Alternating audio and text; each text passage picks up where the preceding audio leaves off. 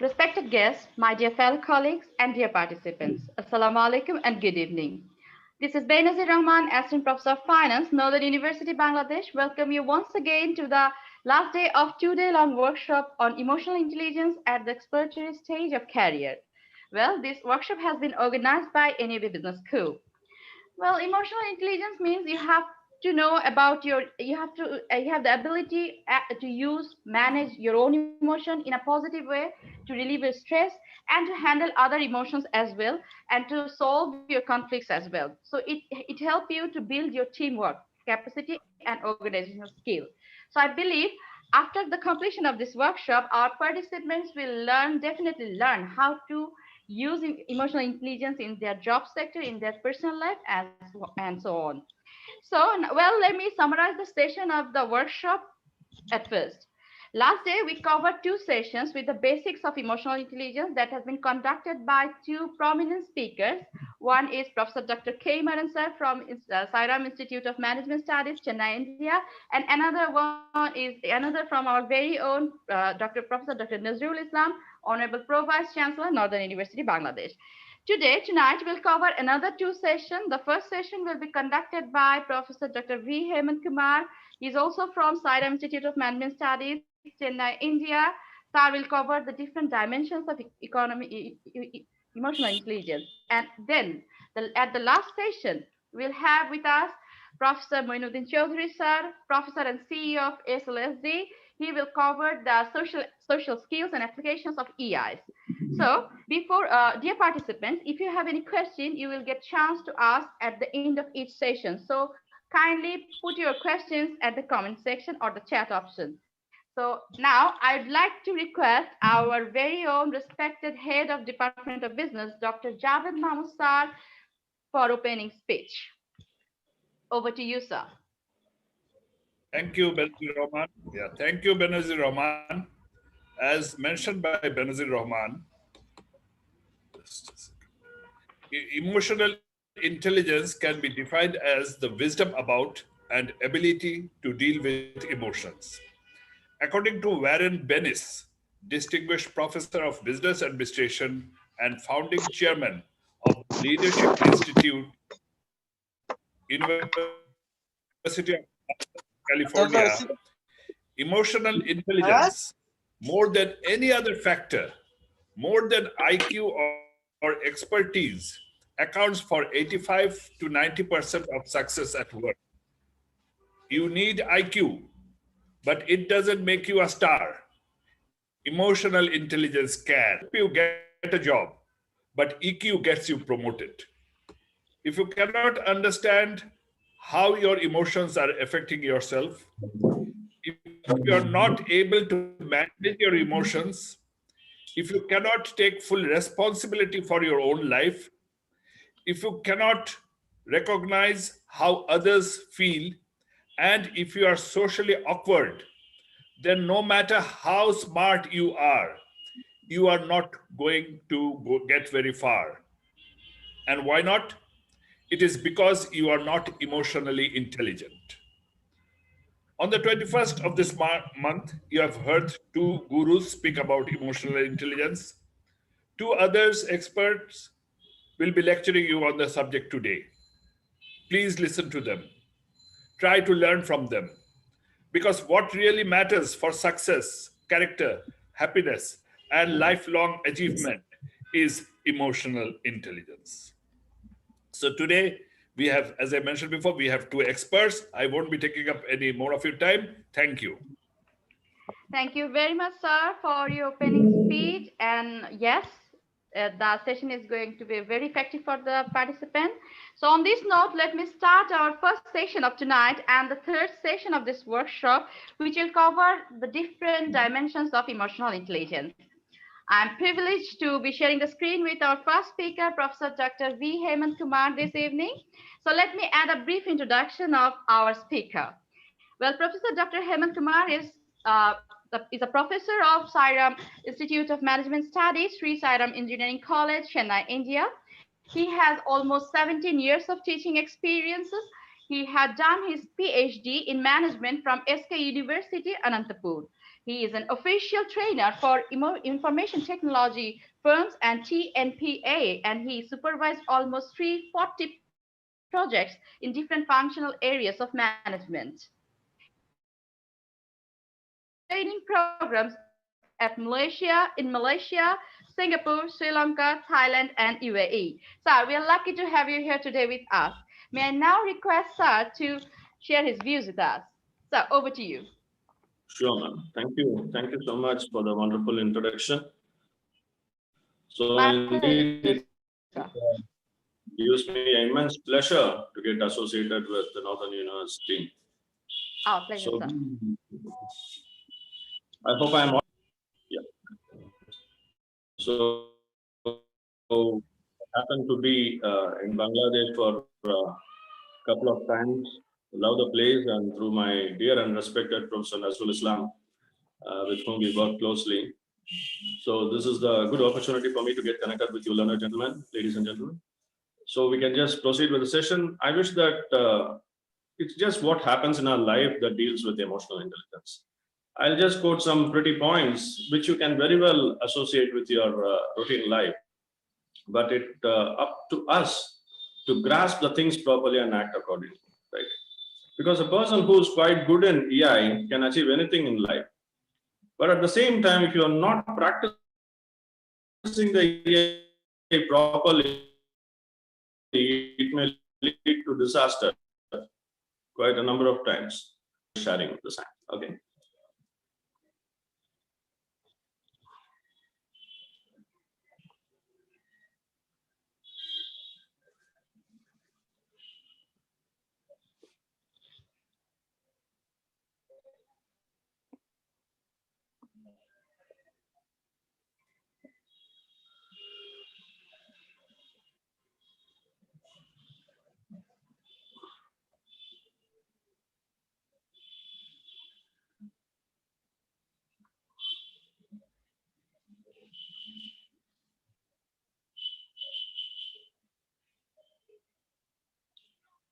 Yes, is the screen visible to you all? Yes, yes, sir.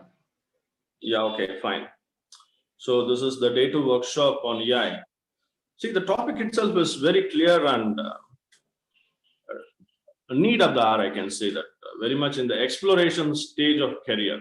It is not that any point of time, of course, it is required at any point of time in life, but it is very much important in the exploration stage of career, right? So let me take you to some of the dimensions of EI, wherein the great Stalwarts would have dealt with that. Let me focus on my views about the dimensions of EI with some lively examples, wherein you can make it very clear. Okay, you all would have heard about McClellan's the needs theory, one of the renowned person who had done a wonderful research on motivation, right, and needs. See how far this is related to the topic of EI, right? So exploration stage of career, what is the role of EI is our talk now. So McClellan had focused his 3 needs very clearly on power, affiliation, and achievement. See, if you could associate the needs of a person in life, either they'll be looking for power, affiliation, and achievement. But if you could associate this with the career, you know, there are different stages of career when you plan for it. The first one is exploration, right? And after that, you establish yourself. Then comes the mid-career. In the mid-career, you'll have a lot of issues related to mid-career crisis stage, especially in the age of 40 to 45, you know. There are many drastic changes that happens in life. People start thinking whether this is my right cup of tea that I'm having it, or they entirely shift the career from what they were before. Like that, different things takes place in the age between 40 and 45. And many persons who have crossed it will vouch my statement, and who are yet to reach that one can anticipate it very eagerly, right? So there comes the role of emotional stability very much. See, if you could associate these 3 needs with the career stages, in which age of your career you require power or achievement or affiliation.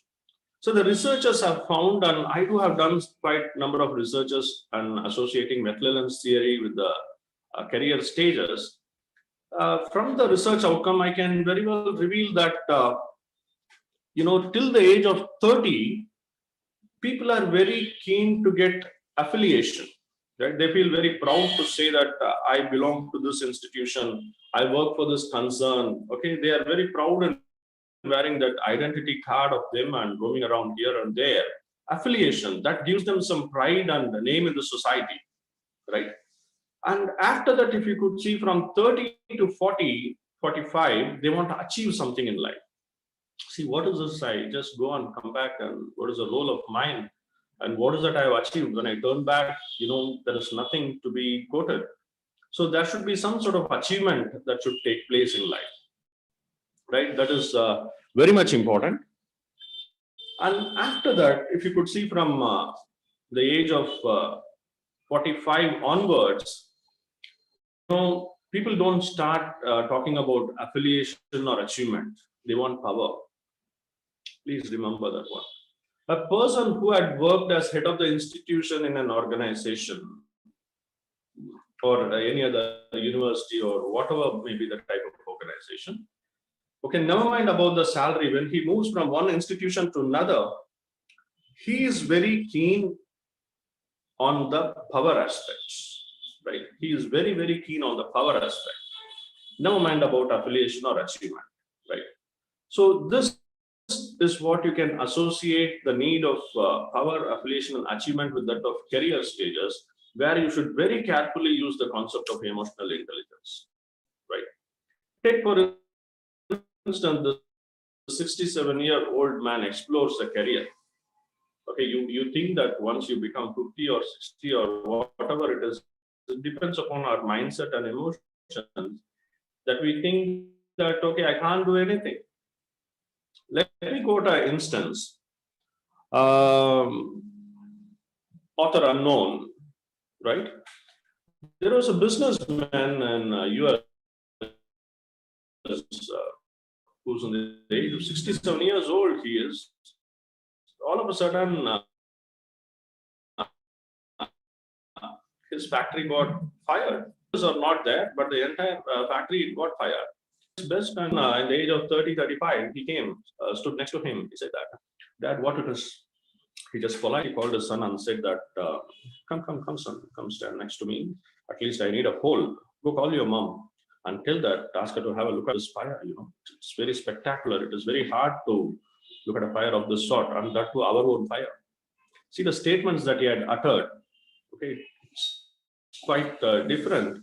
And he said that he waited till all the property, factory is being burnt into ashes. And after that, he looked at his son. His son asked, Papa, kya kare? He said that we will start everything from tomorrow. We'll start a new beginning, right? So this example, the reason why I'm telling here is, exploring a career does not depend on the age alone. He explored something new in the age of 67. So please remember, age is just a number, and any point of time you can just start anything new and you can shine well, right? Remember that one. See, let me take a look at the current corporate. How people are sacked. You don't need very, very hefty reasons for you to sack a person. See, if you could see this one, I'm sorry to say, but you have failed in your test because you didn't even make a sad face when a sad story was being narrated to you, right? How EQ tests are conducted? Do you think that your facial emotions are very important when you're listening to a person? Of course, yes. It's very, very important. When they are telling something happy, your face should bloom. It should be blemished. But at the same time, when they are revealing something sad, you should feel as if you just care for them and feel some sort of sympathy for them, right? And this person is just narrating something sad that had happened, and the opposite person's facial expression is not so okay. So he couldn't bear that one. He said that you have failed in the test, in your assessment or in your appraisal. So you put yourself in that position. The sadness is on your part, Baba. What is there for me to do? I'm just listening. Since you're my boss, I'm listening to you. That's all. And I cannot feel for your sorrow. But this is how things happen in corporate. The most unexpected things happen in the corporate. Must be prepared for anything. So that is why now they are including some of the courses in management about disaster management, not the societal disaster, rather the disaster that takes place in your own institution, in your own organization, right? See this one. How smart is the HR? How smart is the HR? The current concept of HR, earlier it was like a welfare management, you can say personal management, HR, HRM, HRD, and HC, you call it as a human capital.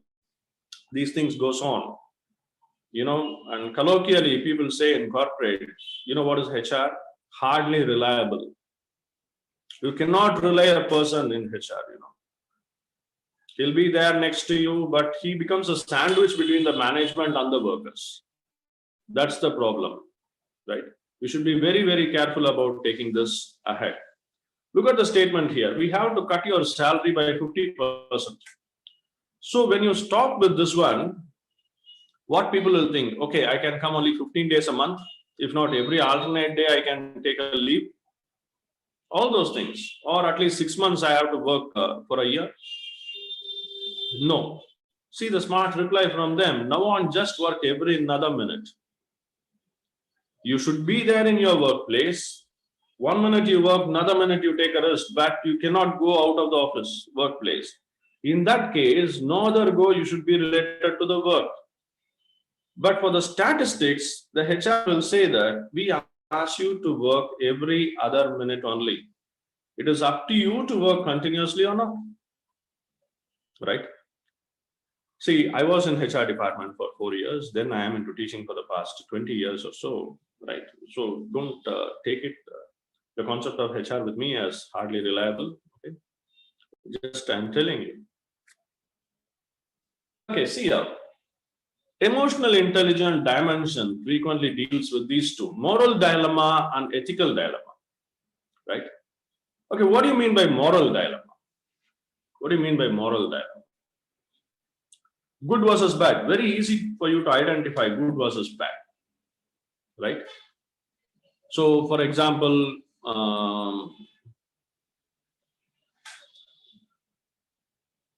you want a good job or you want a bad job? The job, nothing like a bad one, right? Or you want to praise a person, you want to murder a person. There is a dilemma, right? You want to shake hands with him or you want to take one's hand. So you stick to the morality and say that, yes, I want to do something good. So there is no point in thinking about bad. See, whether you want to retain this person or whether you want to sack the person from the job, right? So think about your morality and say that, yes, let us retain him, let us give him a chance, like, okay? So that you can say as a good versus bad dilemma. That is a very, very moral in nature. It's easy for everybody to do so. But whereas another one is ethical dilemma. Very many of us talk about ethics, professional ethics, right? But whether it is a myth or reality, and I leave it to your own perspective, right? Whether it is good or bad. Ethical dilemma is between the good versus good and bad versus bad, right? Can you give any examples of good versus good or bad versus bad? See, let me take you. You got a jackpot, you got a prize, right? You want to take it in cash or you want to take it in DD, demand draft. See, many persons take in the form of cash for income tax purposes. Others, they ask for a DD for safety and security, right? Everything in white. See, if this, you got a dilemma, you will be happy, you will be pleased, right? Your face will become a reddish pink to get this one because you got a hell of a lot of money. And there is a dilemma. Good versus good. Say, suppose you got a job in two good companies. Which one to take? Dilemma. Right? Good versus good. I got a job in TCS, I got a job in CTS. Cognizant and Tata, which one to take? Almost both have the same salary. Good versus good. That too will lead to some stress. You have to be careful with your emotions. On the other hand, if you could say bad versus bad. See, this is very crucial. You're already in a pathetic stage, right? Whether you want to be killed by a dagger or with a gunshot, you don't know what to say, but you have to take a decision, right? That is bad versus bad. These two things are also part of your react, because unless you know how to handle the emotions, control the emotions, we will see the dimensions of that one. It is not only understanding your own emotions, but it is very important for you to understand others' emotions. That is very important. You know, we like some persons. Why? See, he's very understanding. What do you mean by understanding? He cares for us.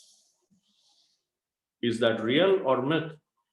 Or he pretends as if he is caring for us, right? So we used to say in HR, the management concepts, make each and every employee feel that they are the most important asset in the organization, even though it's a myth and not reality. That is the role of HR. Make each and every employee feel that they are the most important asset in that organization. Okay, let that be a myth. But the employee feels happy that they are. Yes.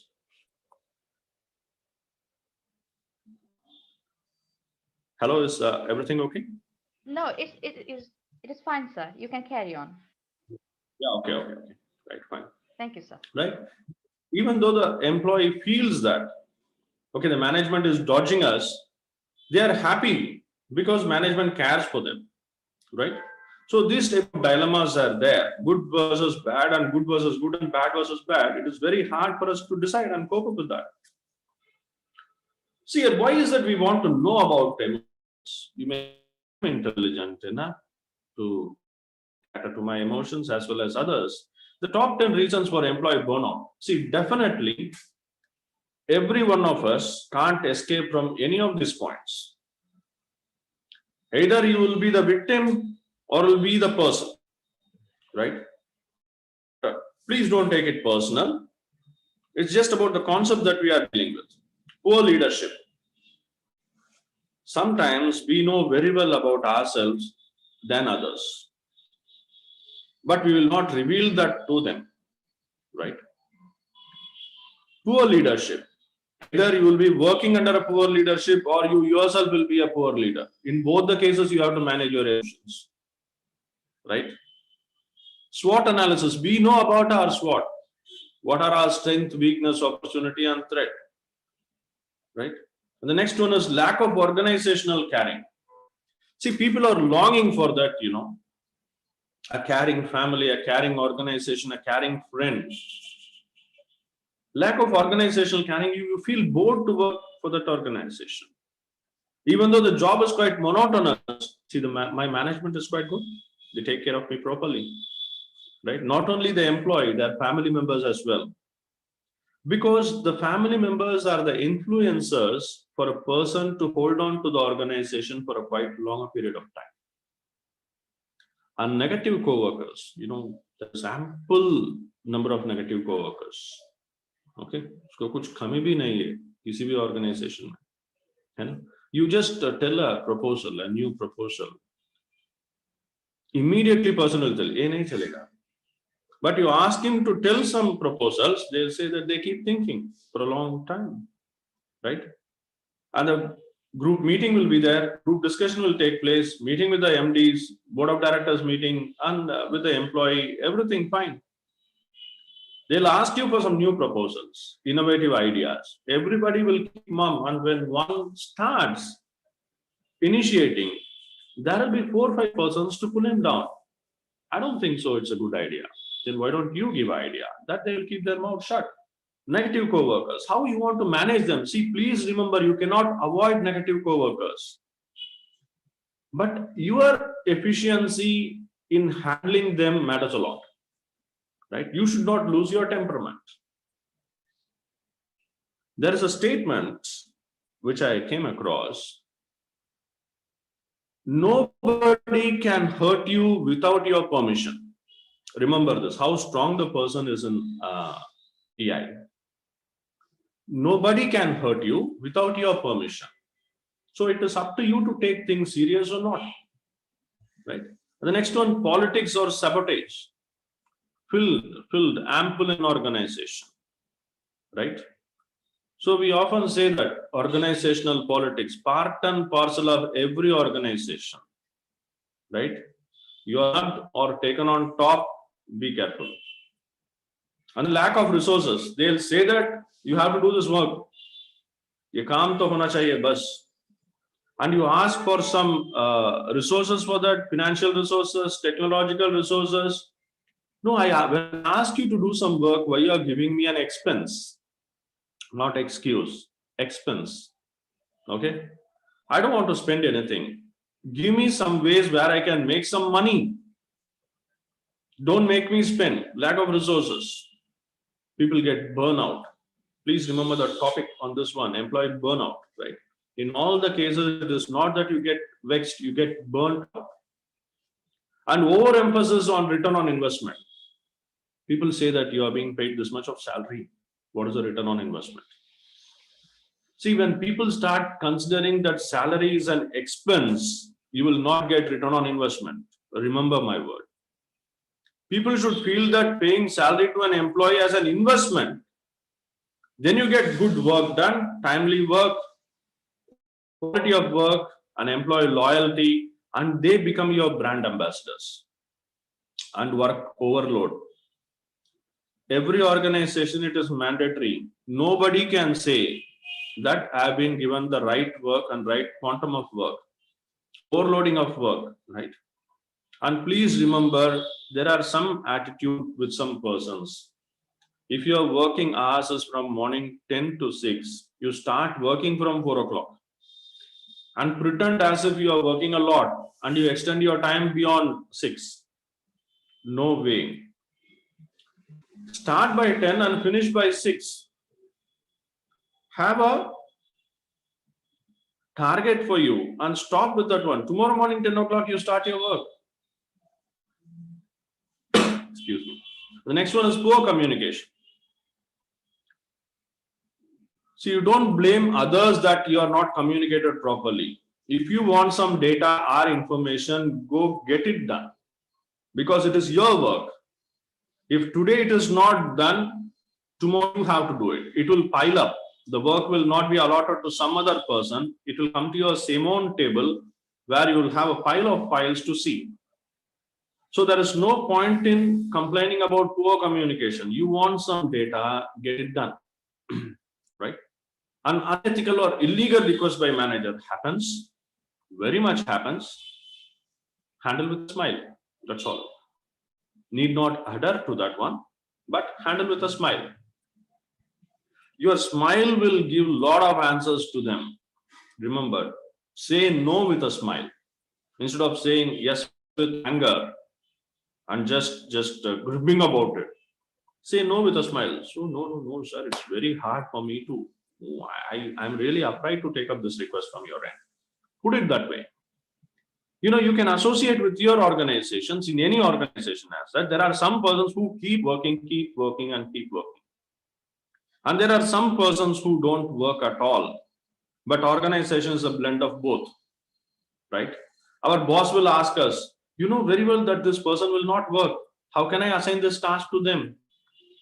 And is it a fate for a person who's working properly? Happens. So think that it is a compliment to you. Okay, never ever think that you're working for this organization for a lifetime, right? Anywhere you go, it will add to your credentials. Next one, no clear or organizational vision or direction. Fine. Don't bother about it. You have your clarity in your vision and direction. But there are some persons who will just tie your eyes and ask you to do some work because they don't want you to know what is the entire picture. Right? They don't want you to know what is the entire picture. You do this one and give it to me. I know what to do and how to organize things. See, these things will put an employee in a very, very bad shape. They will lose their emotions very often, right? You should be handling these type of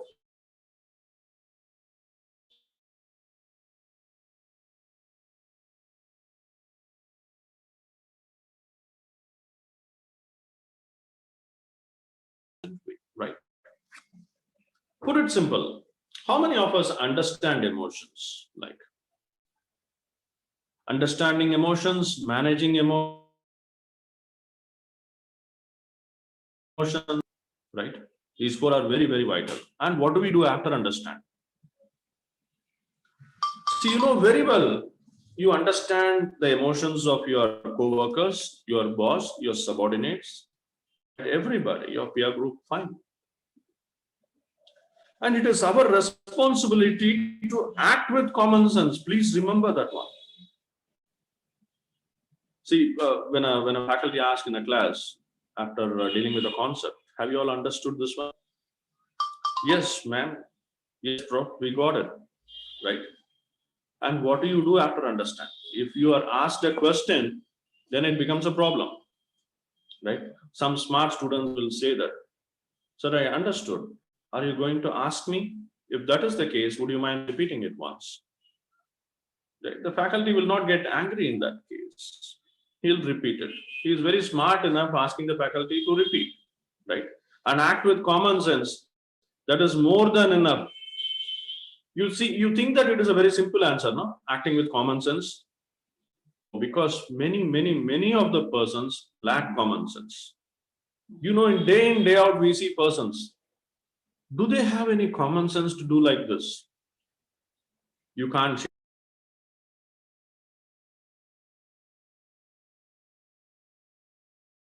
Looking at you, the person will feel one day or another. They will change because common sense is not so common, right? There are persons, you see another person acting nonsense. Some persons will go and tell, some persons will stop him, persons will not tell that one. They sit back and enjoy. All these things are emotions. Please remember. You play with others' emotions. That is so bad. See here. Emotional intelligence is the ability to identify, understand, and manage emotions, the ability to manage ourselves and our relationships effectively. See, when you say relationship, it is focusing on another person, another entity, right? Your relationship with your family, your friends, your relatives, your boss, your co-workers, everybody. So the very, very important part is understanding about others' emotions as well and how you are going to manage that one. See here, it's angry, happiness, sad. You know about Charlie Chaplin? He has got very, very pathetic situation in life and he makes the whole world laugh. Okay, without even uttering a single word. Okay, many of his movies are muted. Like a surprise, fear, disgusting. You know, your face is the index. People can understand everything from your facial expressions and especially from your eyes, right? You show something like that, even if it happens, it is very, very hard to act neutral. Please remember, we are addicted to emotions and feelings. You cannot hide it. Whatever the level of maturity that you have got, your age or anything, immediately it will reflect in your behavior or in your facial expressions or in your actions. We can manage somehow, that's all. That's what it said. Manage emotions. You cannot hide emotions. You cannot stop your emotions, right? Then you're not living. See, your emotional intelligence could see these dimensions of that one: self-awareness, social awareness. Self-awareness, self-management, social awareness, and social skills. That is relationship management. If this slide is a bit blurred, and again, yes, you could see the self-awareness, self-management, social awareness, and social management. Your self-awareness, the ability to understand your emotions as well as recognize their impact on relationship and performance. Very often in interview, they'll ask a question, tell me about yourself. right? And many training sessions are there, how to put it very crispy way and what you have to tell and how is that you have to impress the interviewer, everything. There is also another part, what happens behind the scenes, if you could see the things that are happening behind the scenes, your interview is scheduled and the HR will be there. And HR is very, very busy in the month end and the beginning of the month, right? In the middle of the month, they'll be quite normal. But the interviews are scheduled in the end of the month. Their schedules are very, very hectic. They'll say that the boss, I have scheduled for an interview, please go and take up. That time only they'll get your files, right? They'll get your CV. And they need some time to go through your CV, right? To ask you, to filter you, to scrutinize. For that, it is a pampering type of question. Tell me about yourself.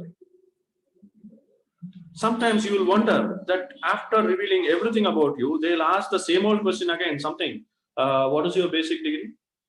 Then you would have felt in your mind that, oh, just now I have said about the entire thing, about my schooling, education, college, everything. This fellow is asking me again, what's your UG? Is he gone nuts or something like that? No, that happens in your mind, but you cannot reveal that one. This happens on the another part. And if you could see self-management, your self-management controlling your emotions and using your awareness of them to stay flexible and act positively. A critical aspect in business is the ability to keep any disruptive emotions under control. That will reflect in your face for sure, but try to control it. There are some persons who will control their tears. It will just roll out just like that. In management, we have some management games and we have some mock interviews and stress interview especially. Right? Stress interview, they'll just hurt your inner feelings to the core. And they will see how far you are managing yourself, how far you are emotionally stable. Because in the job of marketing, you have to bury your pride. Not even a single percentage you should have, right? Ego. They'll bury your ego, and not only burying, on top of that, they will stand and stamp on it one. Okay? That's the part of that. They'll test that in the interview.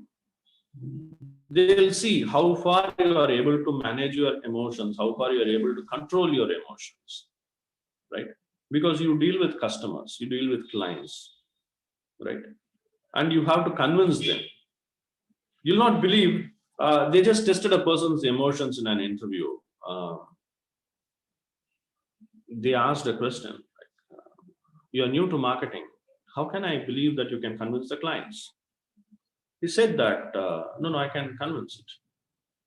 Not an issue. The immediate question was, sell yourself to me. Sell yourself to me. How old are you? He said, I'm 23. Okay, fine, sell yourself. You don't know what to say. Right? He could not, he started telling about himself, what is there in the CV for 2-3 minutes. You just think, not tell me about yourself. How far you can talk about yourself? People think that he's trumpeting himself. No, that's not the case. And after 2 or 3 minutes, you don't know what to say. He said that, sir, you provide me some training. I heard that induction and after that followed by training is there for 3 months. So after training, I'll grasp a lot of knowledge and I'll be a good marketer. Then the immediate question from the interviewer is that, see, how old are you? 23 years. For the past 23 years, you know about yourself. You cannot tell that in a crispy way to convince me and sell yourself to me. And what is that you are going to learn in this 3 months of training? I'm going to convince my customer. I am intended to hire you, but the customer may not be so. They may not have any intention of buying my product or service. How are you going to convince them? Self-management. How you control your emotions, right? It's very, very important. They'll snub you to the core. Be careful. Manage that one. Sometimes, miracles happen in the interview. They'll say that they'll give shake hands to you and they say that, yeah, you're there on our team and welcome on board, so and so, all these things. You'll just come out as if you got the appointment order. But another person would be snubbed very badly and he say that dash compliments to the interviewer and come out and say that he may be getting a positive call. You don't know how it happened. There are different ways of judging in an interview, right? And when you say about social awareness, your ability to identify emotions in other people, understand their perspective, and take an interest in their concerns. This is very important.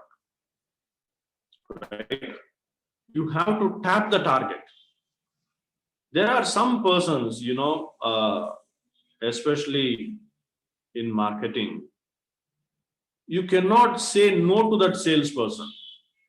He will please you in some way or the other, where you become addicted, you become a client, that's all. Right? Because he understands you.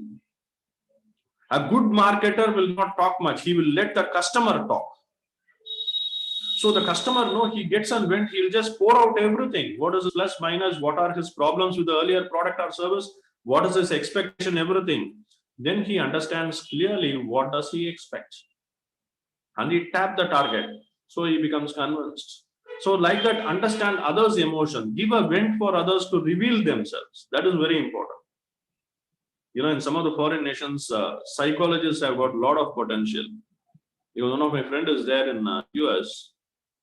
He is a psychologist. He says that people come and talk to me. They need a vent. I charge $300 for 1 hour. I don't do anything. I just sit and listen to them. They come and talk to me, pour out all their happiness, sorrows, or whatever it is. I just give them a nice pat on their back and send them, don't worry, things will be all right. No, people are there in this materialistic life. Nobody understands me. Nobody gives a room for my emotions. They want a vent for their emotions. And social management, with understanding of social awareness, how you are going to manage the society.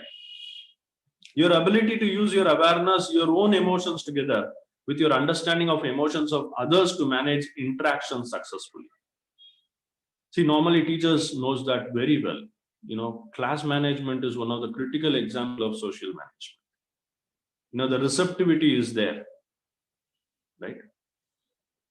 The receptivity is there. That's very, very important. You identify the students by their faces. The post-lunch session, you come that you give them a good treat. There when I've been to Bangladesh, during the break, they gave a sumptuous lunch and the biryani was awesome. And after that, pet bhar gaya. And after that, the post-lunch first session, little bit of thing is there. But the person understood who's handling the session there. Okay, he just gave them some physical activity. We got rejuvenated, just like that. Right? So understanding about others' emotions and how you're going to manage that one. See, in that case, we cannot be rigid with them. You are here and you have to sit and listen, nothing of that sort. Nowadays, this will not happen. Understanding their emotions and giving respect for others' emotions. Yeah, I tell my students, some person is pretty confident you will score above 90%, miracles will happen. You're pretty confident that you will fail, miracles will happen. So there will be persons with happy, normal and sad mood, everything. I just say, pamper them a little while. Marks is just a number. Your knowledge is not determined only by the marks. Pacify them. Let an hour go, not a problem. The next class, they'll be attentive. They'll be listening to you, right? So understand others' emotions to manage your interaction successfully. It's very important. See here, social awareness, self-management. Yes. Yeah, social awareness and relationship management. See, this what is recognition and regulations. What we dealt earlier, it's given in a nutshell. Emotional awareness, accurate self-assessment, self-confidence. You should be confident. Please remember, self-confidence is different from arrogancy. You should be confident about yourself. At the same time, don't be arrogant. When somebody says that you're wrong, accept it. If it's really a wrong thing. If not, no man, your conscience knows which is right or wrong. Let them pour out their emotions, not a problem. Right? And manage yourself, self-control. Be transparent, adaptable to changes, and always have a zeal to achieve. Take an initiative. Don't expect others. Look at other persons to start. Start yourself. Social awareness, empathy. Please remember the difference between sympathy and empathy. Don't be sympathetic. Right? You will be always be sympathetic. Don't think that the world is so good, the world is so cruel. You are very, very sympathetic.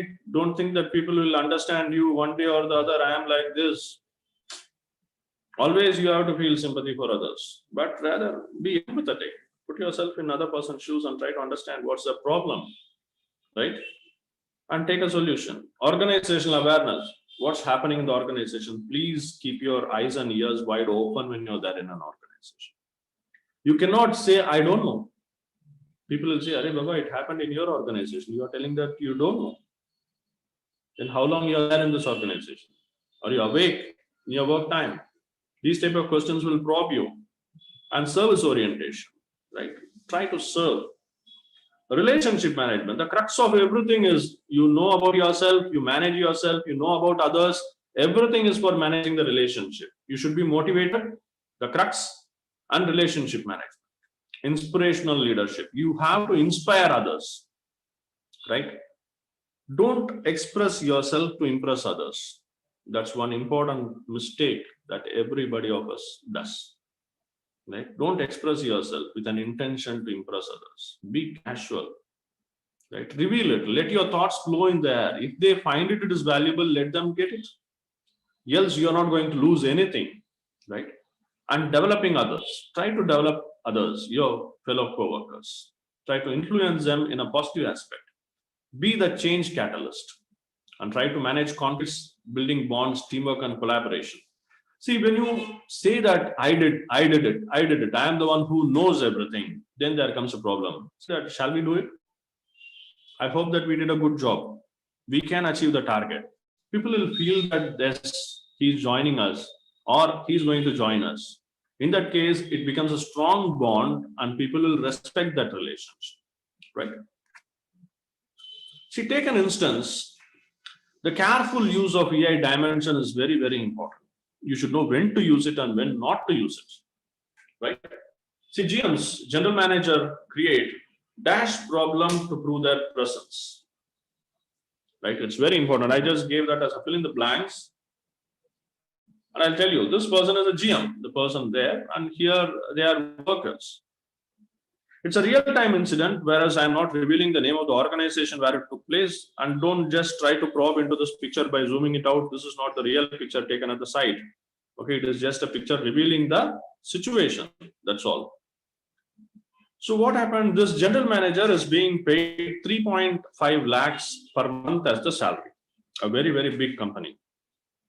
And the company was going very smooth, and he sensed something fishy going on in HR. Right? And HR started thinking that the management, I mean, he's GM HR, the management started thinking, we are paying 3.5 lakhs for this fellow in GM HR, and what is he doing? I don't think so that he is doing any type of work, and he has got a Mercedes Benz, and that was given by the company. He comes there, sits in his cabin, watches the television there. The LED TV is placed in GM's room. He watches Bloomberg, CNN, all those market share things, but that is not known to the management. They say that he's watching TV, that's all, right? He watches TV and he goes off, and they are paying him 3.5 lakhs. And somehow this person, GM HR, sensed it. So he thought that, okay, this idea has creeped into the mind of management. We have to do something, right? So what he did was, he created a problem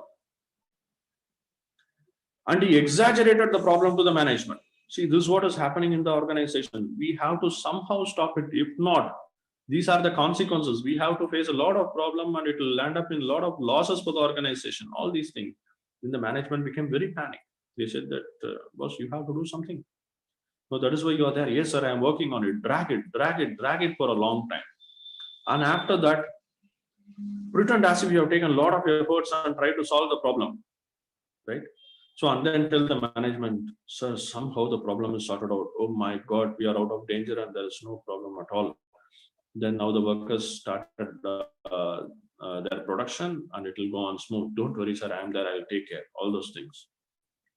You know, here the general managers create solvable problems to prove their presence. I repeat the statement. I'm not telling it's a generalized statement, but many cases it happens. General managers create solvable problem to prove their sense. They know what problem they are creating, and always they'll have the problem under their control. It will not go beyond their control. And they will go to the extent of the problem's edge. And at one point of time, when the management surrenders themselves that you are my only savior to bring me back from this problem, then he'll say that somehow sort out. So after that, the management will not think, I think that 3.5 lakh is worth for the gentleman. Okay, another 6 months, no issues going on. And after that, he'll create another problem. This is how in many of the cases it's going on. It's a real-time case that had happened in one of the most renowned organization in South India, right? So self-awareness. Think about these questions, right? So just for you to probe about it. Why I am happy, sad, angry? Everybody think like that. What will I do tomorrow? My job is monotonous. There is nothing peppy yet. And the same old job, I do it again and again. It gets bored for me. I get depressed. Okay, why I did like that yesterday? I don't think so. This is my way of doing things. I really feel bad about it, how I behaved last night. And the next one, I normally will not go there. And why I did so? I don't know how I hired him. In a very cynical way, one of the HR told in a weekend party that is organized with their colleagues. The person's name is Mr. Ajay. He's into a manager cadre, a very, very, what I can say, a manager with high level of nuts. But he was hired by a very good gentleman, very knowledgeable person. He said that in the party, Ajay, I really don't know during your interview what had happened to me. Even now I think about what had happened to me during your interview. I don't know how I hired you. It's a lot of fun. The joke of the year, I can say, commenting to my wife, like, this fellow, the manager also said that, so sir, that's so nice of you, and he went off. That's all. You should try to get the answers for this. Then you can say that you are aware of yourself, right? Not only your plus and minus. For every act of yours, you should know the reason behind it, right? Either you can rectify that one, at least not to repeat that one. Self-management. Let me wait and see. Don't be in a hurry. Don't jump into conclusions. Just try to practice this one. I know how to handle it. Be confident. I feel happy. Don't keep grumbling always about what had happened. You're not going to change that one. My friend used to tell me, okay, if you feel sad, okay, let me also feel sad for you. You think the situation is going to change? Certainly not. So feel happy. And if there are some tasks which you cannot do, don't say that I can't do it. You say, I need some time. Definitely the management will appreciate this. See, this fellow is not denying my request. He accepts it. But he is telling that I need some time. Okay, that time can be given, not a problem. I can make it on time. You've got the resources. You know how to do it. You've got a strategy for it. Fine. I can make it on time. Boost up your confidence as well as your team's confidence. Social awareness. Why he shouted at me today? What I did wrong? And tell others, if others just lose their temperament, calm down, have a cup of tea, come. I worked in Jaipur in a corporate. They said that, Hemanji, chaliye, main aapko chai pilaunga. Aaram se, garma garam chai, masala wali. Take it. See, this reduces and helps you understand about your society. Society, in sense, everything that's surrounding you is your society, not only something on the road or on the place. In your organization, people say that CSR, corporate social activity, starts from your workers. Pay them properly, treat them properly. That is the first step you have to start your CSR with, right? The next one, I can understand your pain. Share it with others. People feel relieved. Where is the treat? You feel happy for your fellow colleagues' promotion, right? In a personal life or in the official, whatever it is. Where is the treat? Ask them. Tell them I'll do it for you. Instill confidence in them. Okay, make them emotionally stable. Make their emotions strong. Rather, people are there. I don't think so I can do it. I don't think so you can do it. Better leave it. There are persons like this. negative vibes will go on. No. Social skills, you tell this one, there are persons in corporate, people get addicted to praises. If anybody praises you, will you stop them? Or will you tell anything bad about them? Definitely not. Right? People get flattered, people get addicted to praises. You're great, you're the best I've ever seen. Even though we feel that it is a lie, we enjoy it. Right? People love beautiful lies. You will achieve it. Boost your self-confidence. You're most expected. You're not only most welcome, you're most expected. You're so nice to do this for me. Okay, you're from? Okay, people will just urge you to talk to you. You're from, oh, that's a wonderful place. I have been there quite a lot of time and I love that place. People will happy to get associated with you. Social skills. Rather, where are you from? People, no, that's not the way at all. You're from? The keenness to know their place. Hope you like that. Hope you can do this. Hope you are there. I really missed your presence there. It was an awesome party. Something like that. Make them feel happy. Make them feel attached to you. That's very important. Right? The way in which you say your emotions matters a lot. See, you're an emotionally intelligent astrologer. I told about the words that you utter, right, will manage your emotions. See, assume that this fellow with a topi is a politician and he has got his details, right? And this is an astrologer. He just go through all his details and tell that the real fact I'm telling you, this fellow is going to face a pathetic time seeing his wife, son, daughter, parents, brother, sister, everybody die in an accident, and he is going to be a loner. He's going to face that situation very terribly, right? The previously another one astrologer came and he said that after looking at his details, right, stars, everything. Dear sir, I'm very sorry to say that one, you are going to see the death of your wife, your lovable daughter, son, brother, father, mother, everybody, and you're going to suffer a lot in life. That fellow is being caught and put behind the bars immediately. You fellow, you're telling me like that. Put him in jail, that's all.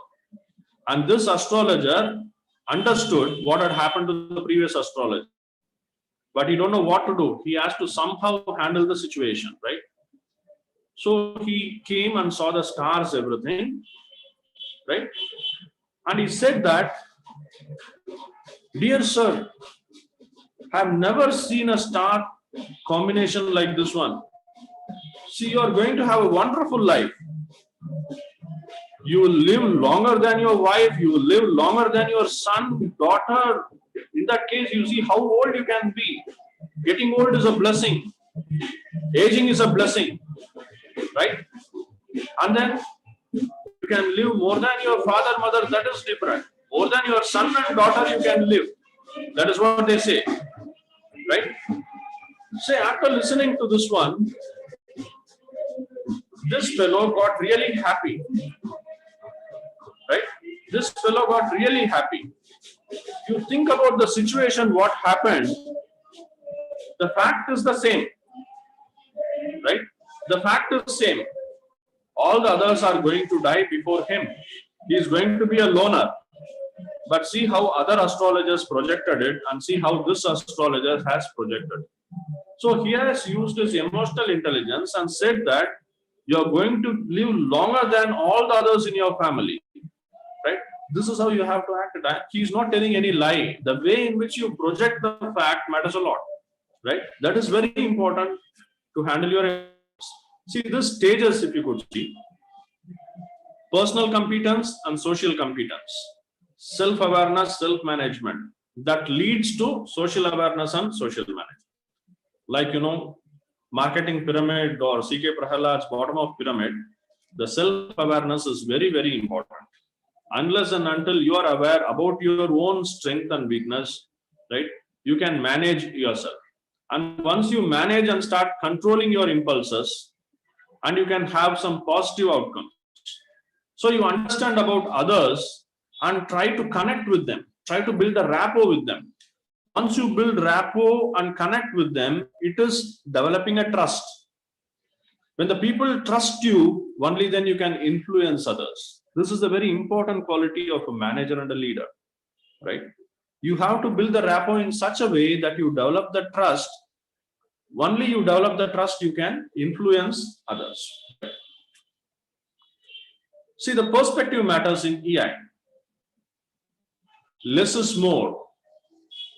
For you, this penny is very less. For that fellow who's receiving it, feels it as a very high price, right? See, it's not what you say, it's the way you say it. Ice creams, what is that you reveal from this one? You know, children are there at home. When they ask you, Papa, I need ice cream, you immediately say no. That reveals your emotional instability, that hurts the feeling of that poor child. See, that every parent wants to earn everything for their loving children, right? Then why are you going to say no to this ice cream for a child? Your intention is, the weather is not okay, it's night time, not now. Tomorrow I'll get it. In the daytime, you have your ice cream. That is what you intend to say. But the way in which you say it, no. Rather try to put it, not now, baby. Probably tomorrow, the child will not get hurt and it will eagerly wait for tomorrow, right? See this one, a glass of water. What's the question do you think? Very often people say that half empty, half full, and positive thinking, negative thinking, that's a different thing. Out of box thinking, what is that you can say? What will be the weight of the glass with the water? The answer differs. You know, it is not stable answer. The weight of the glass is the same, but how long you are going to hold the glass matters a lot. The same with your emotions, right? You keep thinking, grumbling with your emotions, negative emotions, that will make your heart and mind heavier, right? Leave that one. Let go syndrome is there. You can always feel yourself light, right?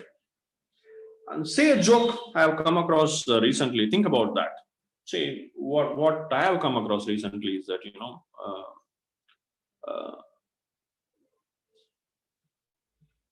there were two gentlemen who were conversing, no?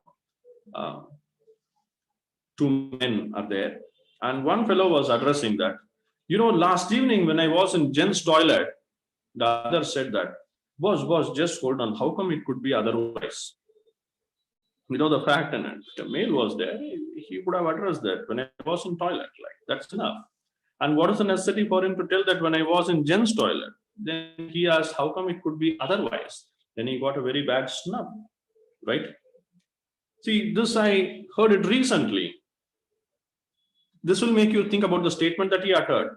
The second time when I say this one, the third time when I say this one, it becomes bored, right? People are thinking, "Kya hua yaar? Isko kuch pagal hai kya? Kuch gadbad hai kya iske saath?" Like, right?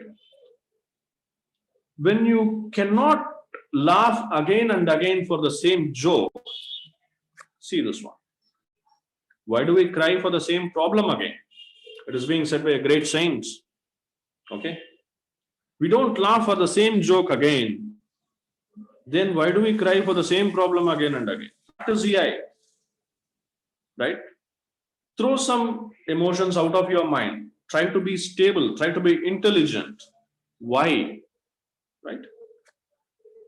Signs of low emotional intelligence. If you could see, there are some persons you can very well associate this one. They'll always argue for everything. It is not that they are superior. It lacks emotional intelligence. Not listening to others. Autocratic. Always blame others for the mistakes that happen. Never take the responsibility. Bad quality of a leader and manager. An emotional outburst. You cannot hold on to your emotions. Right? See, you can just try this one. These are the behavior and characters of the person with low EI. And these are the characters and behavior of a person with high emotional intelligence. Low EI, aggressive, demanding, egoistic, bossy, confrontational. Easily distracted, right? Glib. See, glib in sense they are quite fluent, but not in depth. Selfish, poor listener, impulsive. They resist for change because it's not that they don't want change. They don't know how to manage change. Passive, unresponsive, slow, stubborn, critical, picky, fussy, hard to please, always looking for perfection. That itself is a phobia, you know. And you see the person with high EI, assertive, ambitious, driving, strong-willed, decisive, warm, enthusiastic, sociable, charming, persuasive, patient, stable, predict things happen, consistent, listen to others, good listener. Okay, asking for details, a careful observation, meticulous, systematic, neat in his approach, right? So these you can say person with high and low EI, right? And this is another combination where you can say unproductive states of EI and core emotional intelligence, and then productive states of intelligence, right? And persons who practice this one will have these type of characteristics for sure. Disconnected, insensitive, untrustworthy, limited, temperamental, indifferent, unproductive states, right? And then core EI competencies. You have all these things: awareness about self and others, emotional reasoning, managing, and have a positive influence. Then that will lead you to a productive state. Present, empathetic, being genuine, expansive, resilient, and empowering self as well as others, right? See, we teachers require a lot of emotional intelligence. In classroom management, individual difference and problem solving, use of motivational tools, and direct teaching methods, teaching style. See, we always remember our school teachers a lot. It doesn't mean that we don't remember the college teachers. The school teachers are something very close to our heart. That could be many reasons. See, who are very, very nice with us, we remember them a lot in a good way, right? So the teacher's job performance requires a very good level of emotional stability and intelligently managing your emotions, right? So here the vital role of teachers mentor in shaping the career of our students, protege, right? I just take a couple of minutes to complete my presentation. So EI in the exploration stage of career, a small caselet. I'm not going to give you any content, just going to narrate it for a minute or so, where you can understand how EI plays a role in the exploration stage of a career, right? It's a real-time case. Again, the place where it took place is being hidden. What happened is that it was a very, very reputed hospital in India. In India, it was a very reputed hospital where patients from all over the world used to come there. So meanwhile, if you guess the name of the hospital, keep it with you, but probably your guess may be the right one. Right? It was a very renowned hospital, very known for the quality of surgery, the quality of doctors there. So what happened is that the important VIP is being admitted in that hospital, and the chief of that hospital itself took the surgery, right? He was attending to that surgery. And then one of the staff nurse inside the operation theater, and she's an apprentice there, right, who's taking care of that operation theater.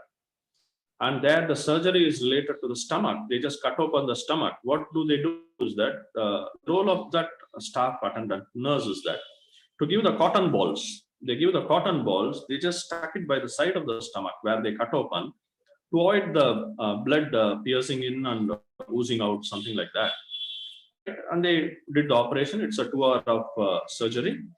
And after that one, all the specialists, surgeons, everybody, they did it. They felt it is fine and safe, right? And when they will cover the stomach and stitch it up is that when this nurse says that the count of the cotton balls is perfect, how many cotton balls that she had given in first to stuff it in, the doctors will just remove it one by one and give it back to them. They'll put it in a bowl, and this staff nurse role is to count that one. She had given 14 cotton balls, and they returned with the 4. They'll take it out one by one and they'll return it back. And they'd given back only 13, right? And then this chief of the entire hospital was there in the surgery. He was a doctor and he's taking up this surgery. And he just asked everybody wearing that mask and other things, you cannot identify. And this staff nurse, her name was Rebecca. I'm just revealing the name of the nurse. Her name was Rebecca. And she said that is the ball count okay? She said, no, sir, one is missing. Okay, fine. They just search here or there. Check it out properly. Is it okay? He said, no, sir, I'm yet to receive one more cotton ball. Then this person's temperament got bit wild and he don't know how to react. See, who is she? How long is she here? Like, check it out. See, others were just trembling with fear. He's the chief of that entire hospital. He was telling that, check it out properly, na? Like that. It was just being a harsh voice. And she don't know what to do. He said that, sir, I'm very sorry to say that, sir, but one ball is missing. I need to get one more cotton ball. Only then I can say the count is okay. Because she should tell that the count is okay. Then with utmost anger, no, he just moved out. She just counted again like that. When he's just moving out, one cotton ball was stuck in his coat, like here, with that blood stain and other thing. He didn't tell anything. It just fell down and he took that cotton ball and gave it to her and asked whether is the ball count okay now. She said, okay and perfect. Then they completed the surgery, right?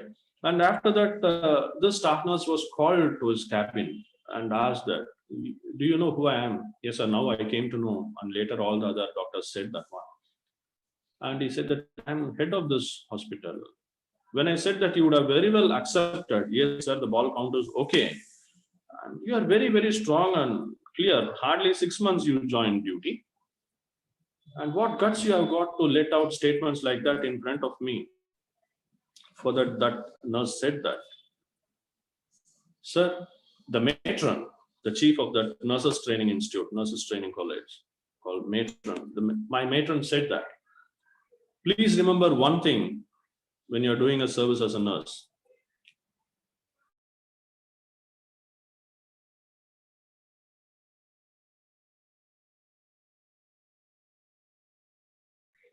A death of a patient is just a statistics for the hospital. It is just an experience for the doctor. But think about that only breadwinner, the family. He's like a god to that family. Please keep that in mind and do your duty properly, right? Do your service to the best of your knowledge. This is what she said to me. And I believe that and I did it, sir. Then they appreciated her and said that, fine. So please remember the role of a teacher in bringing out our students, our protege is very, very vital. That will make them explore their career in the right way. Okay. Thank you so much for your patience and wish you all very success in life. Thank you very much, sir, for your valuable words. I think our viewers have learned a lot from you today. Sir, from your speech, I'd like to quote some points. That is, yes, we need to learn how to say no positively, and that is very important for our EI.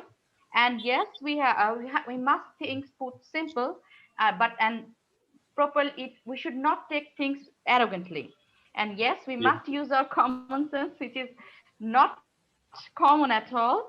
And the last quote I have to quote that is, don't express ourselves to impress others. Just be simple and don't just jump into a conclusion. Thank you very much, sir.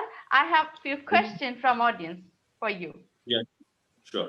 The first question from Abdul Moin, that is, how can we increase our EQ for decision making, business decision making? See, the simple but as well as a powerful statement is that first take decisions. Don't keep thinking for a long time, right? So take the initiative to make decisions. See, never mind, always it is that you should take a right decision. Right decisions are appreciated, but wrong decisions can be rectified and will definitely make you mold further to take much more better decisions in life. Because many of us hesitate that if I take a decision, if it goes wrong, what will happen and who will be blamed, and I cannot answer to my bosses and other things. Take small decisions on time. Don't take too much of time, right? Take decisions on time.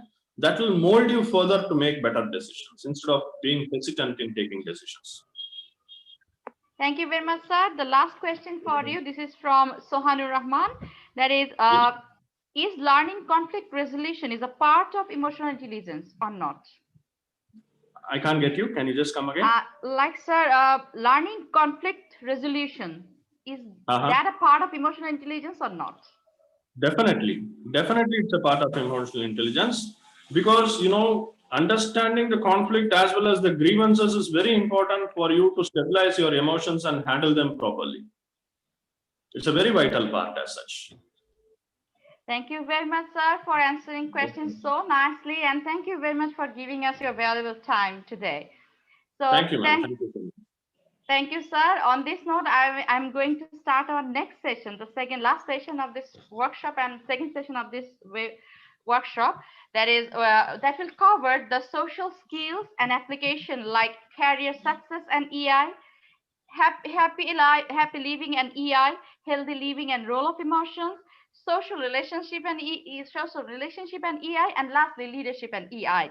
At this moment, I'd like to give the screen to our next speaker of tonight, Professor Moinuddin Chaudhary, President and CEO, Society for Leadership Skill Development, with us this evening. So, sir, before calling sir to talk, enlighten us with his talk, let me give a brief introduction of sir.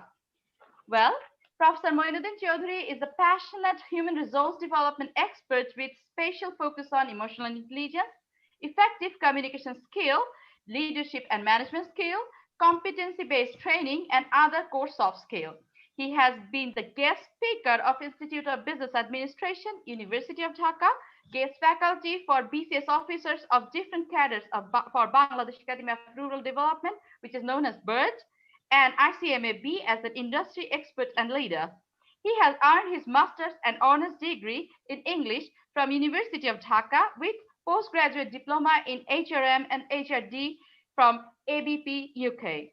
He is a certified L&D professional from AON Hewitt Learning Center UK and PPA practitioner by Thomas International UK. He has served more than 150 local and global organizations, including ILO, as HRD consultant.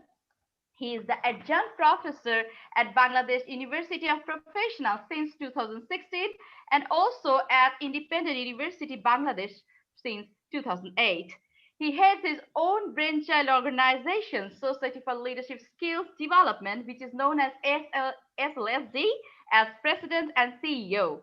SLSD has its wing called SLSD School of Emotional Intelligence, where he is the chief patron, activist, and researcher of emotional intelligence. He is also the founder director of Federation of Bangladesh Human Resource Organizations. He served as convention secretary last year with FBHRO. This year, in 2020, he has acted as convention chair for National HRE Convention 2020. He is also the founder secretary general of Bangladesh Organization for Learning and Development, known as BOLD. He is the writer of 2 books entitled The Art and Science of Professional Skills in English and Emotional Intelligence in Bangla under the SLSD publications. Well, so SLSD School of Emotional Intelligence has already organized the first international webinar on emotional intelligence on September 28, 2020.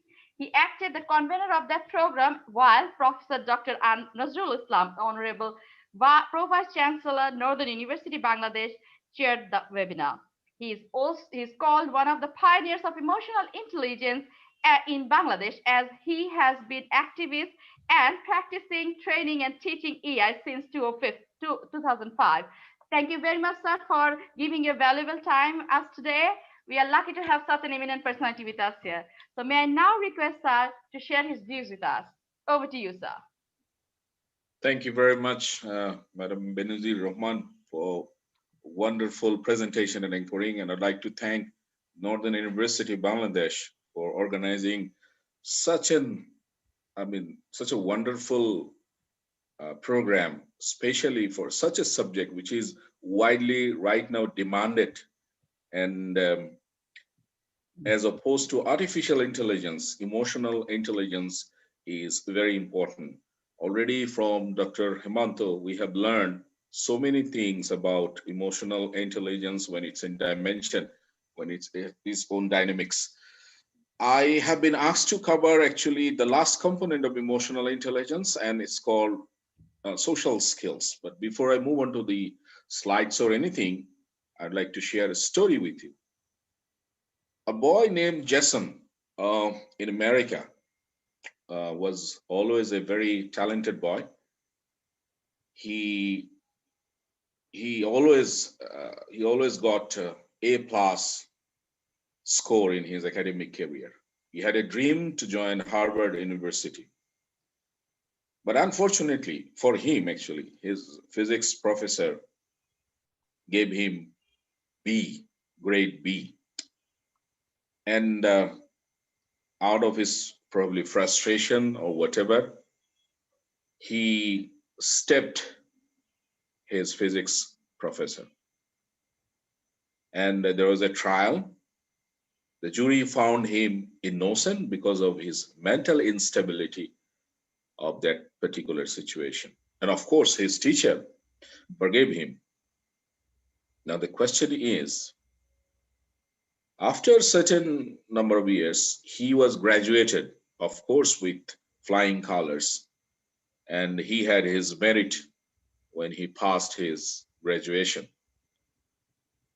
And the surprising part for his teacher was his student never came to him and said sorry for what he did. Of course, he did it out of his frustration and hopelessness, whatever, because he wanted to get an A. Instead of that, he got B, and it really agitated him and probably led him to that particular situation. Now, very recently, probably in our country, the same thing happened with Buet. We all remember the incident of Abrar, a very tragic incident. And we all know Buet is the place for all meritorious and talented students. I had a dream when I got first division back in 1987 with 3 letters to be an engineer. When people asked me at that time, what is your aim in life? And I proudly told them, I'm going to be an engineer, and I'll be graduated from Wood.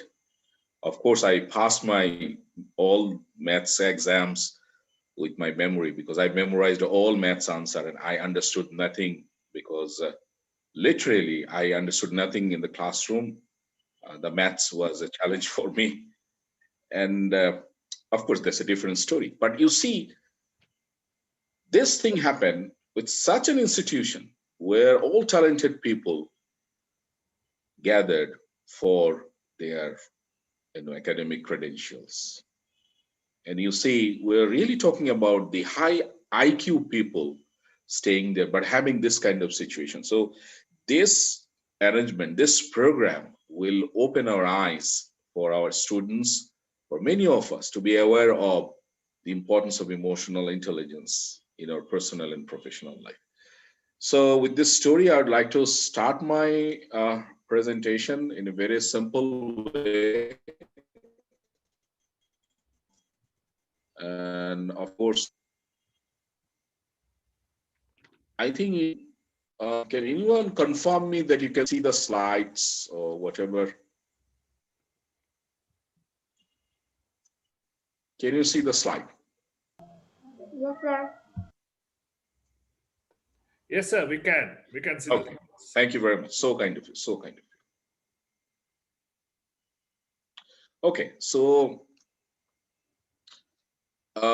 first of all, let me tell you my passion, or probably my focus on emotional intelligence started in 2000 when I read this book by Daniel Goleman, which was published in 1995. A powerful thing we all were born with is nothing but emotion.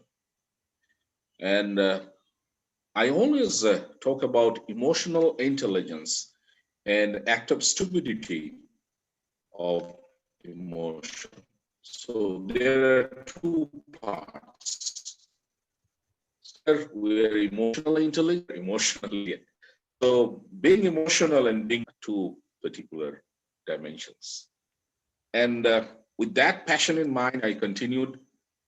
I conducted so many programs publicly for the corporate, for the ICMAB people, high profile, they call cost management accountants people. Of course, they take care of the financial part of every organization. Back in 2010, probably nobody talked about emotional intelligence in Bangladesh at that time. With the passage of time, I conducted some programs, and people asked me, "Sir, please write something in Bangla for a better understanding." And there, because of the inspiration and my passion or love for emotional intelligence, I have come up with this book, and it's going to be available very soon in December by 31st.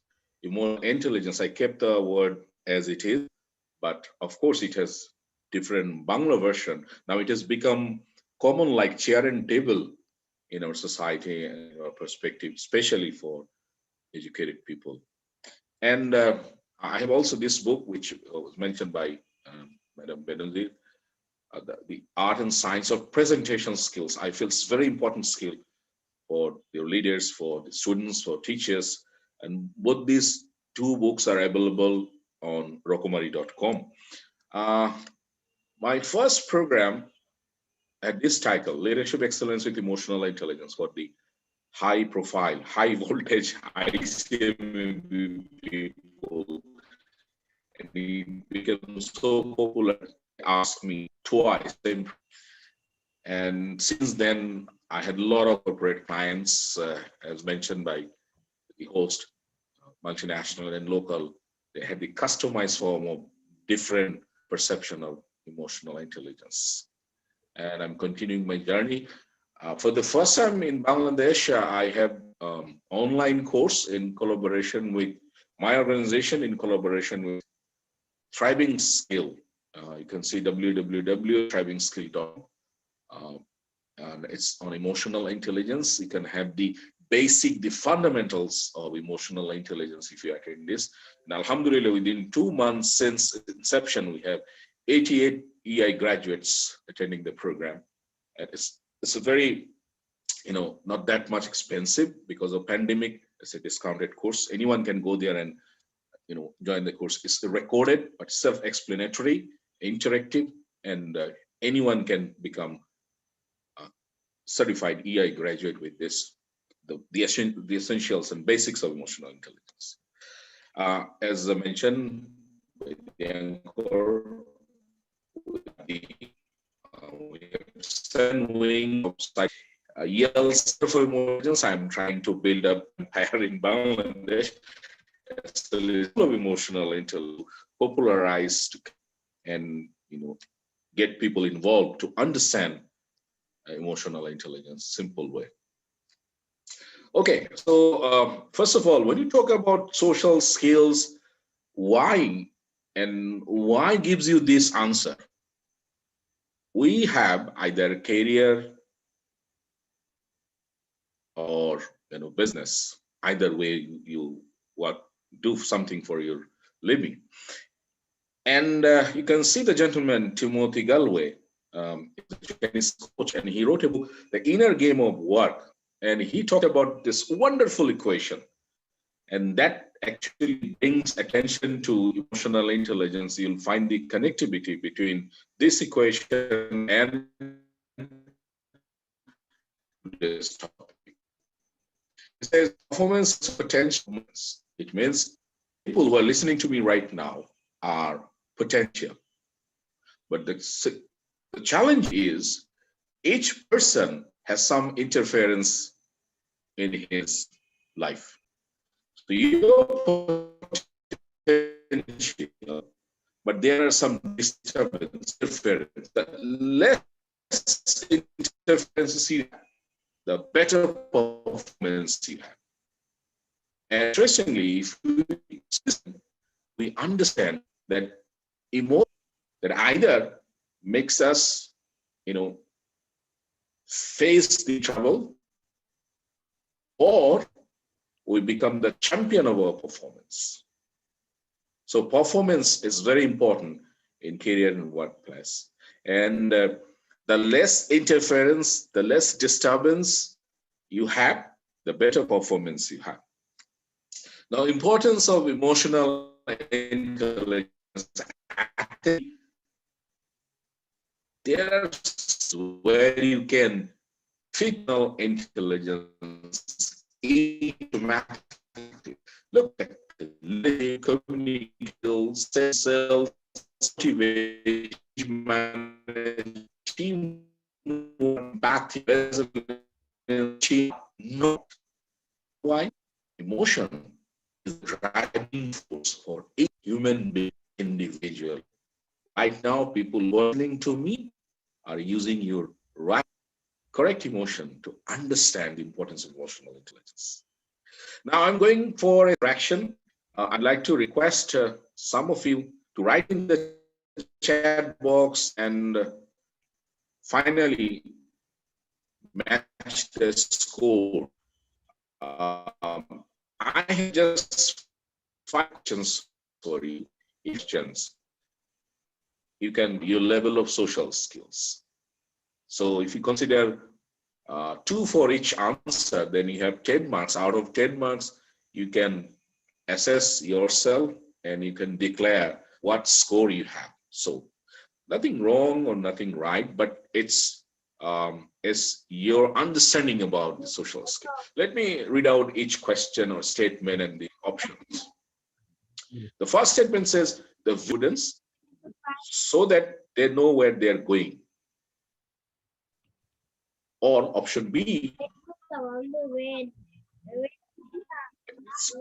excuse me, I mean, can you?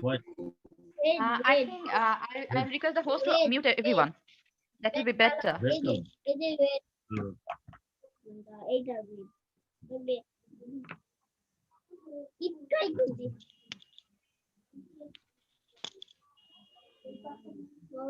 Should I continue? Ibrahim sir, can you please It happens sometimes. I mean, I don't know. I sorry, mean, sir. the Sorry for host can the find out. No, it's okay. It's okay. It's okay. Thank you, sir. Thank you very much. Okay, so I'd like to see responses from people in the chat box. So choose. The option and mission are always given to staff, students, so that they know where they are going, or used to inspire groups or individuals or any individuals. Number 2, I always let people know of the behavior expected. Or B, I always model the behavior expected of others. So what do you want? You let people know, hey, look, that's how you should behave with me. Or you behave in such a way that you get return of the same behavior when you behave with other people. Or number 3, I always seek out relationships that are mutually beneficial or will help me achieve my end goal. Number 4, winning people over is something that I find difficult to do, or winning people over is something I'm very good at. Or number 5, I always communicate in a way everyone understands what I'm saying, or that 6 mutual understanding, and 1 A or B, 2 A or B, 3 A or B, 4 A or B, 5 A or B. So I'm giving you 1 minute time to assess yourself. Then I'll show you the answer so that you know your score out of this assessment. So 1 minute for all participants, and you can share your your selection or your choices in the chat box. 1 minute starts now. So I'm waiting.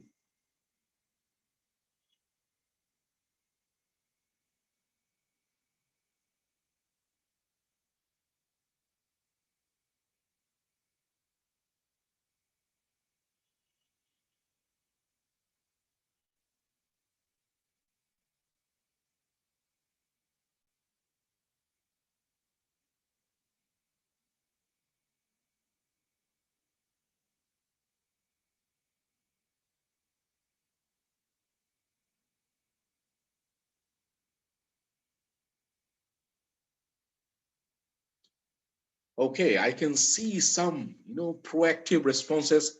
Thank you very much. Yes. Okay. Shati Akhtar 60009.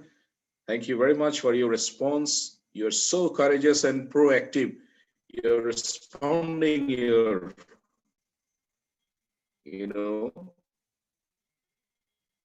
and as the there is nothing wrong, nothing right. Thank you.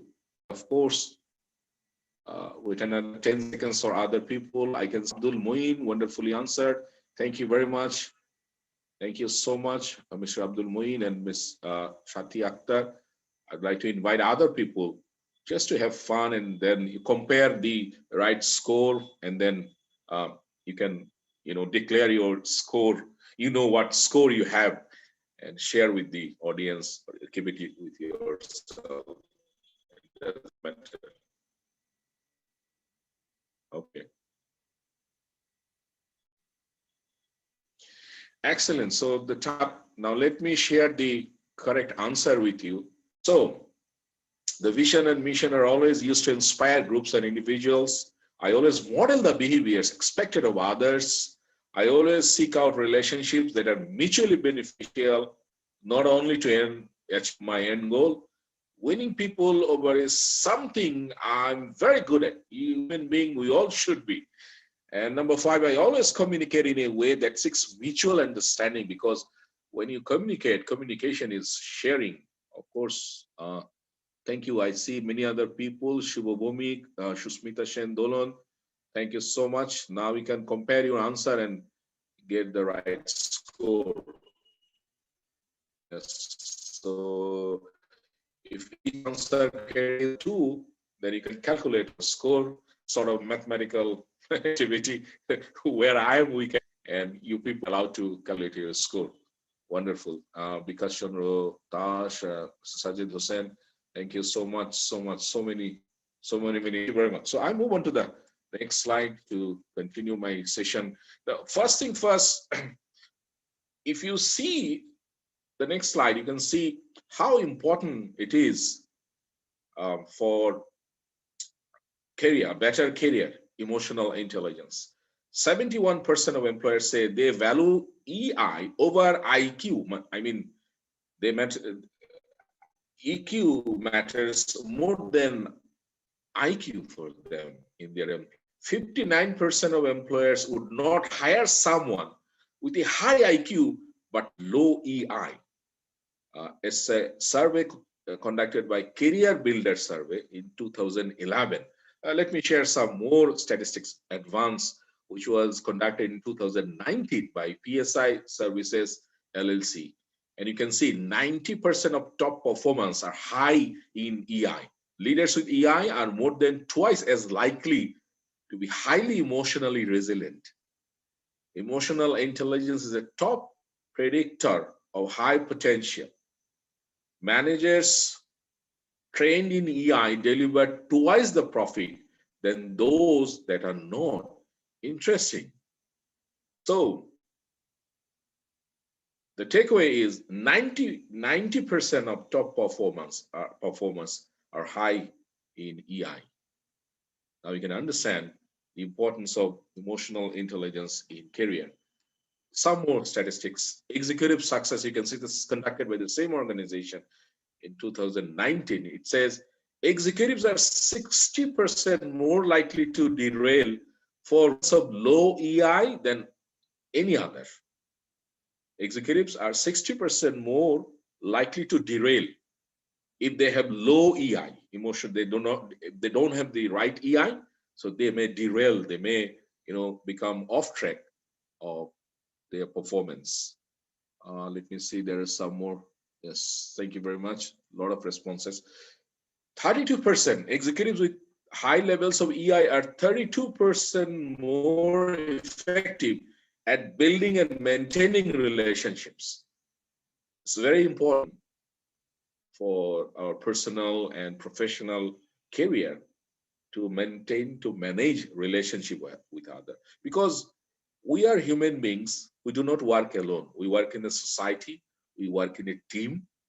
So as you have to work with other people, you have to learn how to manage them, how to maintain that for a long time for win-win productivity. Why does EQ matter more than others? It's quite interesting. I'm going to share 5 differences or comparison. Of course, there is a research that EQ alone cannot give you everything in life. Some other cues. Stephen Covey, in his book, The Highly Effective Habit of by Stephen Covey, and he said, PQ, physical quotient, you need physical fitness. You need IQ, the knowledge. You need EQ, emotional intelligence. You need SQ, spiritual quotient, to make yourself aware of your identity, entity, religious, or probably any good deed. So combining all these skills will give you, if you see, IQ gives you knowledge, but EQ gets your knowledge recognized. If you go back to the examples we talked about, think what happened in USA or think what happened in Buet, they had the IQ, but it couldn't get the knowledge recognized because you allow dream and EQ puts your dreams. The next one is very important. IQ gives you hope. You are studying, you are reading right now, students, you have so many dreams and vision and mission in life. But what happens when you face reality, when you face the real life, probably things change.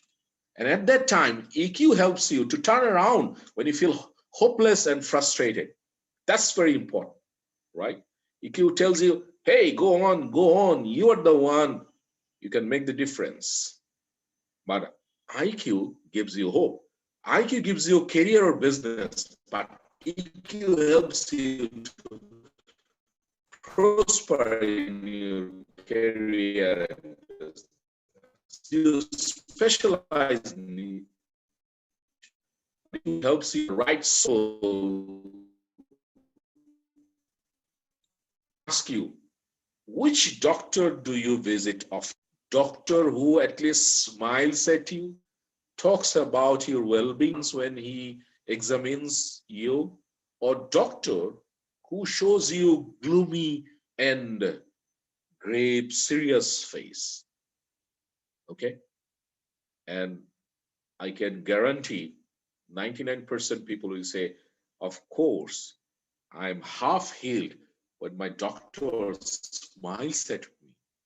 When doctor says, okay, there is a disease, but you can drive it away, you can beat it. And my confidence goes up. I become healed because of those words.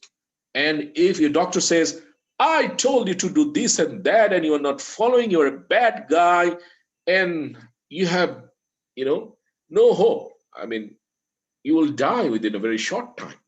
Probably with these words, you die there.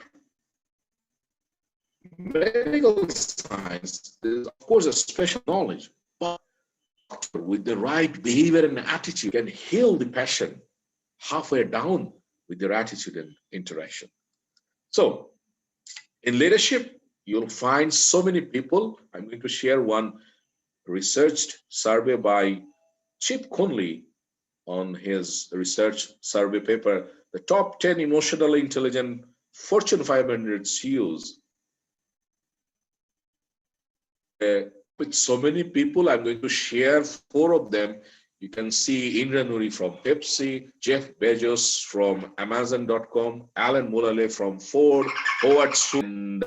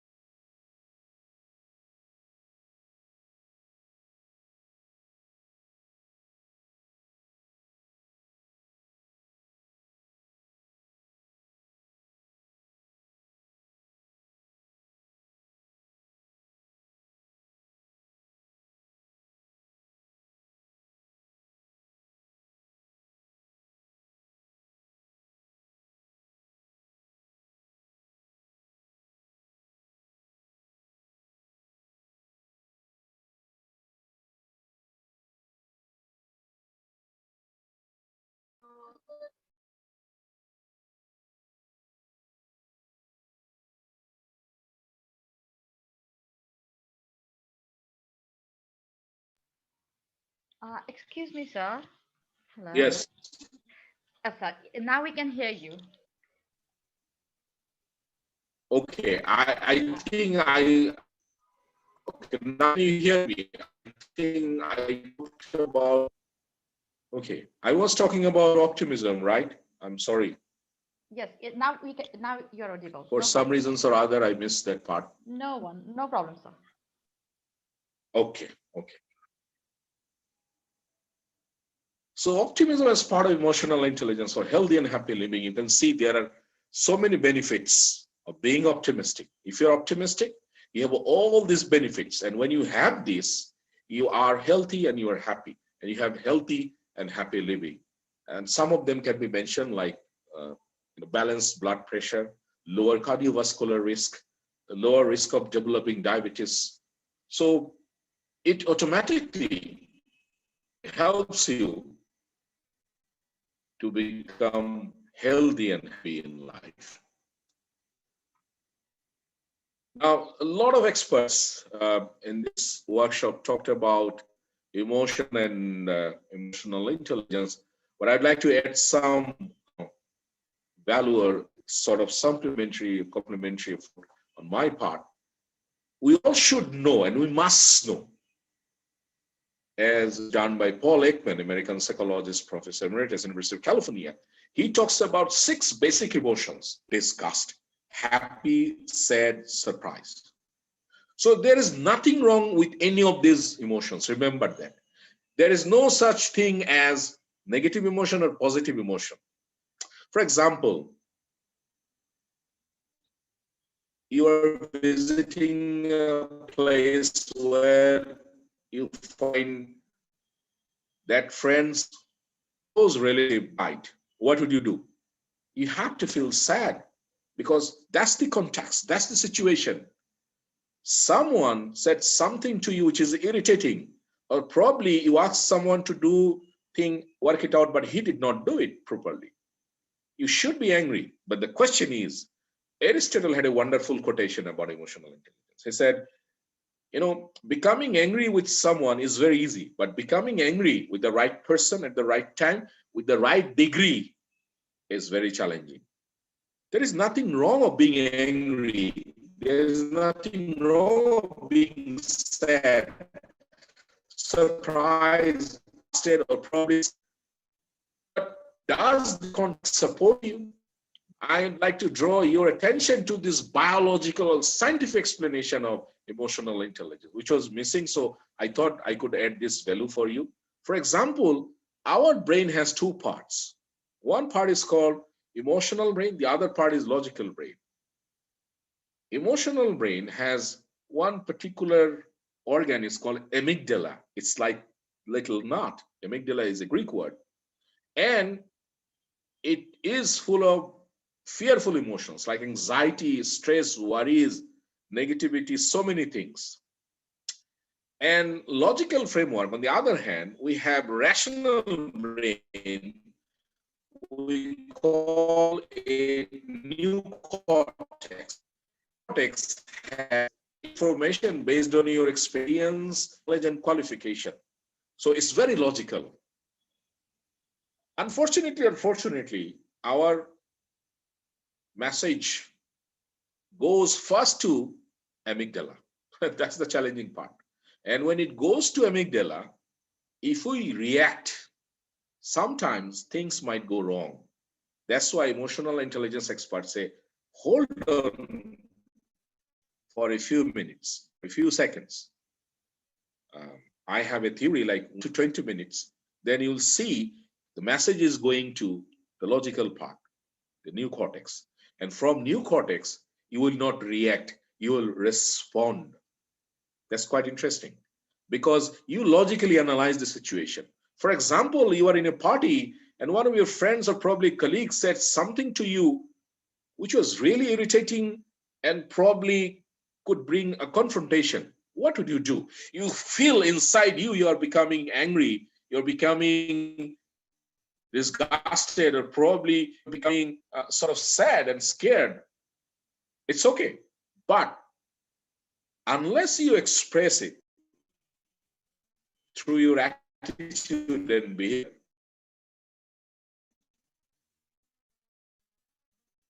Your emotion is within you. Time, if you say, okay, I will not discuss this right now, we'll talk about it later, or probably give him a logical answer, how you can manage it. So you see, emotional intelligence talks about a balance between the rational and emotional brain. It's not only emotional brain. We need both parts, to use our expertise, to use our skill, to use our knowledge. We need both parts. We need emotional part. We need the logical part. When we become friends, you become emotional intelligent. And already other experts talk about the 5 core elements of emotional intelligence, but sometimes it's very to remember. So I have my own tool. I call it 5S as a tool for emotional intelligence. And you can remember it very simply. You can see there are 5, 1, 2, 3, 4, 5. And first two are divided, first two belong to personal competence. Is for yourself, for your excellence. When you are self-aware, when you can manage, we call it self-awareness and self-management. And for the outer world, the social compliance or social competence or social excellence is the social awareness to understand emotion of other people and to use the right skills, which are called social. And for each S, you need motivation. You have to inspire, motivate yourself constantly to be self-aware, to be self-managed, to be socially aware, and to be socially skilled. So easy to remember these 5 skills. I'd like to request people who are listening to me to write 5S so that you remember chronologically and sequentially 5 components of emotional intelligence. I repeat, self-awareness, self-management, social awareness, social skills. The last part is self-motivation. So I'm waiting for 1 minute. I'd like to request all of you, especially students, to write 5S in the chat box, sort of revision. There is a saying, if you write something, whether with the keyword or with pen, you write something in your neurons. I mean, the neurons in your brain, there are trillions of neurons in your brain, and your writing gets connected with neurons, and you remember for the rest of your life because you wrote something, not on computer, the chat box, or on a piece of paper, but you write something on your neurons. So I'd like to invite all of you just for 1 minute to write 5S if you've understood what I have just said. S for self-awareness, S for self-management, S for social awareness, S for social skills, and S for motivation. So I would definitely wait for 1 minute.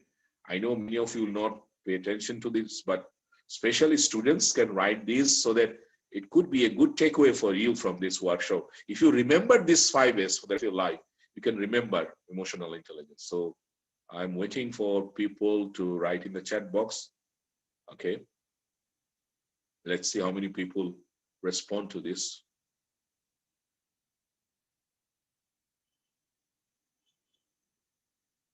Okay. I see response.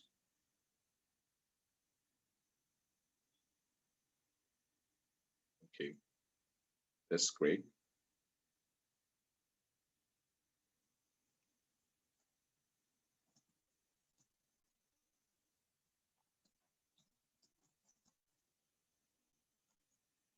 Okay.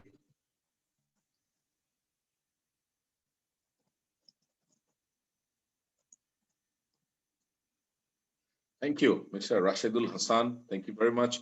Wonderfully said, wonderfully written. Yes.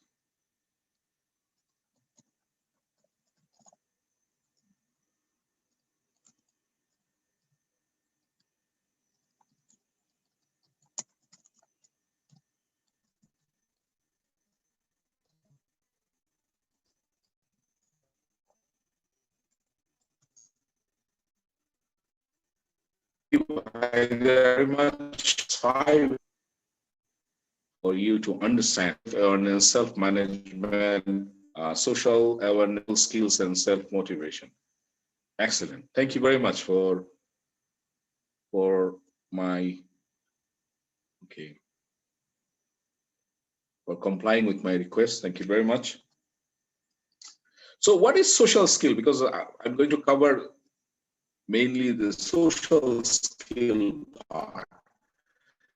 Social skill is any competence, stating interaction, communication, where social rules communicated, changed, verbal and non is called socialization. Lack of such skills can cause social awkwardness. Sometimes when someone does something against social norms and regulations, we call them unsocial. Otherwise, we say, yes, it's very social. It's very people oriented. And Daniel Goleman with Richard Boydis and Annie Mackey talked about 19 competences of emotional intelligence. And each competence can be one particular skill. That's very important. So there are 19 competences which match a lot of social skills and soft skills. The other term we always use, soft skills. Okay.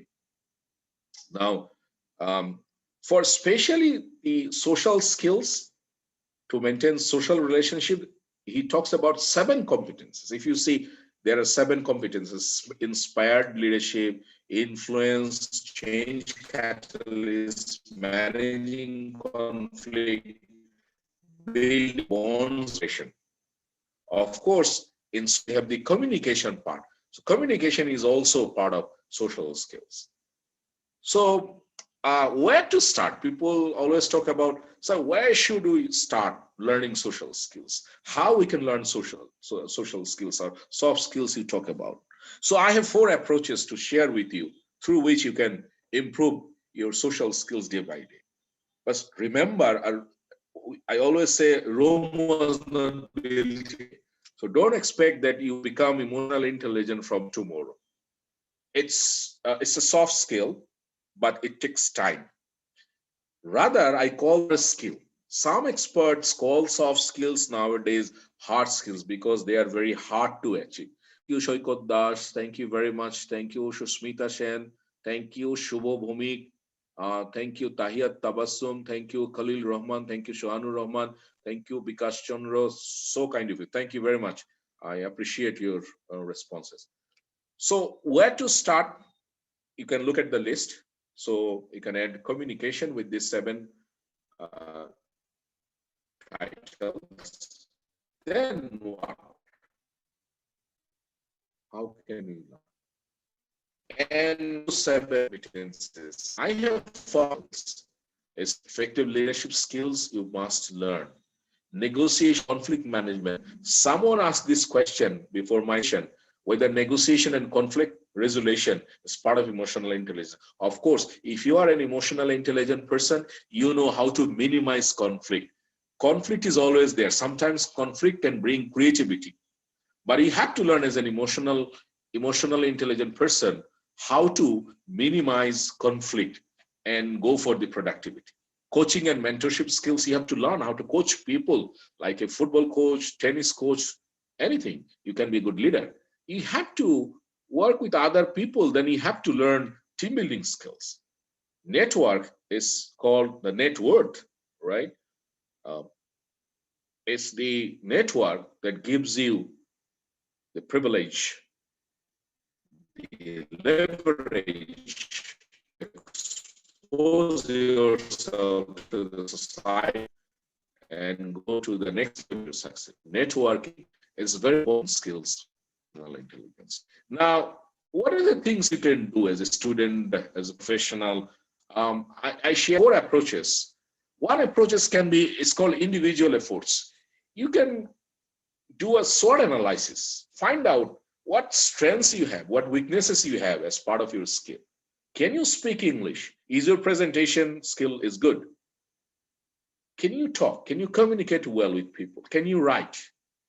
Do you tolerate people when they are irrational or negative?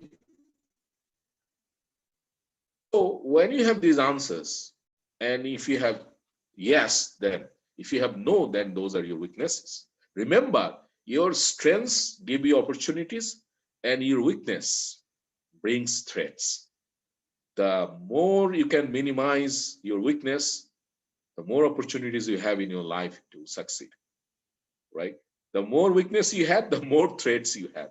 So that's the reciprocal sort of equation they have. So find out as an individual, do your SWOT analysis. Find out what strength you have, what weakness you have, what opportunity you have, weaknesses, converting them into strengths, and remove traits in your life. At any time, just draw 4 boxes and start using your SWOT analysis. Then there is actually challenge for this approach. The challenges are you may not have the right motivation, you may not have the ownership of learning, or you can do a bias SWOT, right? Most of the time, people overestimated about you can be biased towards bad thing. No, it's not a bad thing, it's a good thing. Then it becomes a challenge for you. So rather you go for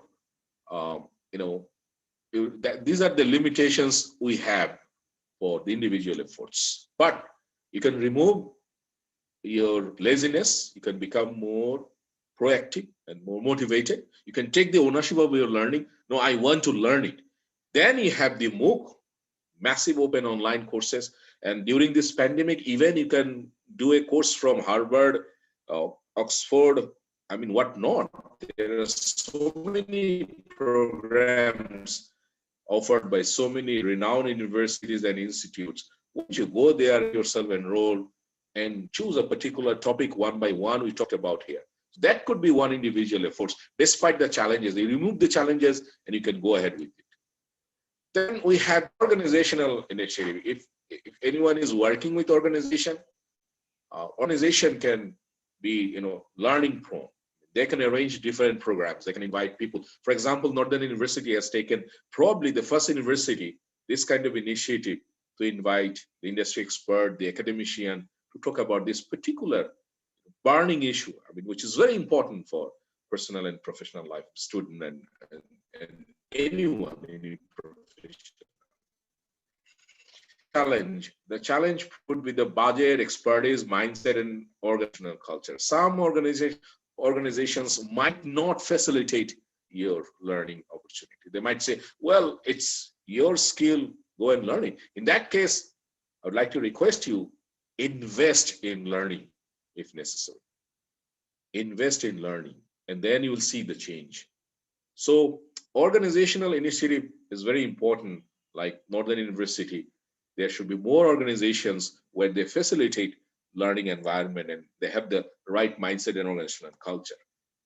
Community initiative is very important. There are so many organizations where you have the opportunity to participate, to interact with those organizations. For example, my organization, as part of community initiative, has a model. People who join our organization as a member, they have the learning opportunity, either full or partial scholarship, social and professional network, opportunity to improve leadership with your ideas. Anyone coming up with any idea can have the opportunity to implement that. We have 7 wings where people can join and explore their leadership. They can have free coaching. We have a list of successful life coach. They talk about different topics to improve their skills and competence. We have SLSD English Club. So there are so many organizations which have this kind of model for people to improve their skills. Academic initiative, I see there is a gap in this country right at the moment. Some universities, for example, with I teach a subject called business communication with EI in Bangladesh University of Professionals, because they allowed me to include one chapter on emotional intelligence to make students aware of emotional intelligence. So I'd like to request Northern University Authority to add emotional intelligence as part of any course very exclusively for students to understand it, because as artificial intelligence is the future, in order to control the AI, we need EI, emotional intelligence. So it's very important for our next generation leadership. So the last word I would like to share with you by Alvin Toffler. It says, the illiterate of the 21st century will not be those who cannot read, write, but those who cannot learn, unlearn, and relearn. Our lifelong learning program. So never stop learning, because life never stops teaching.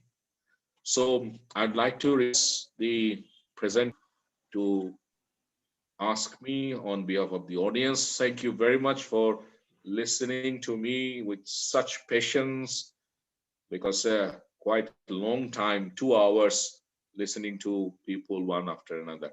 Thank you very much. Over to Madam Benazir. Thank you very much. Thank you very much, sir.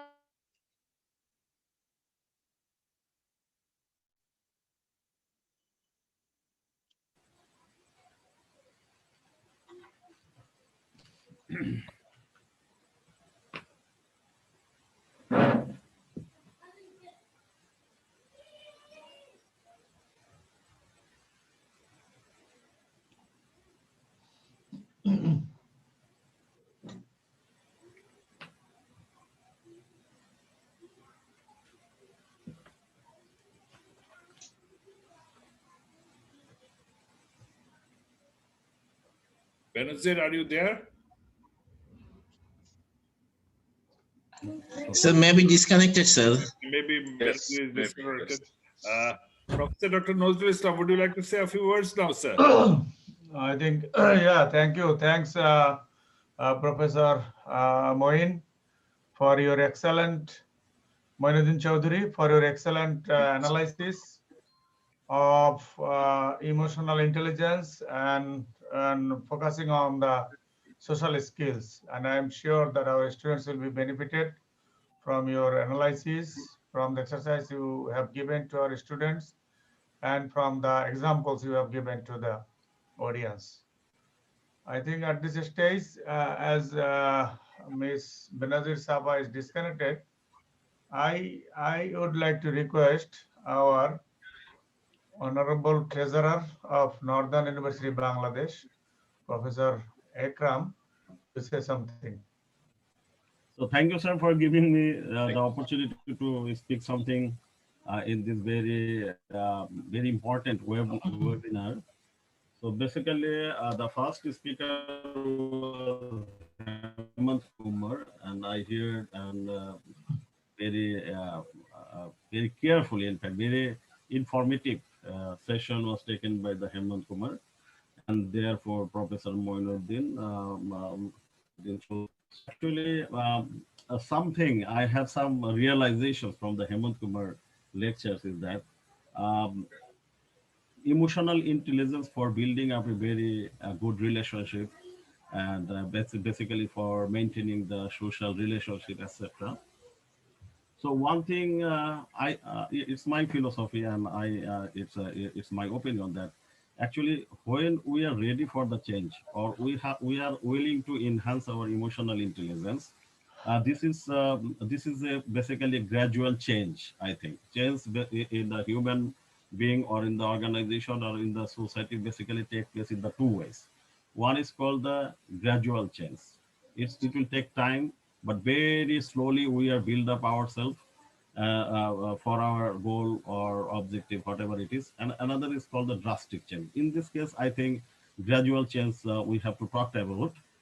But problem is that according to the Aristotle, he said that everybody talked about the change, but they themselves are very reluctant to change.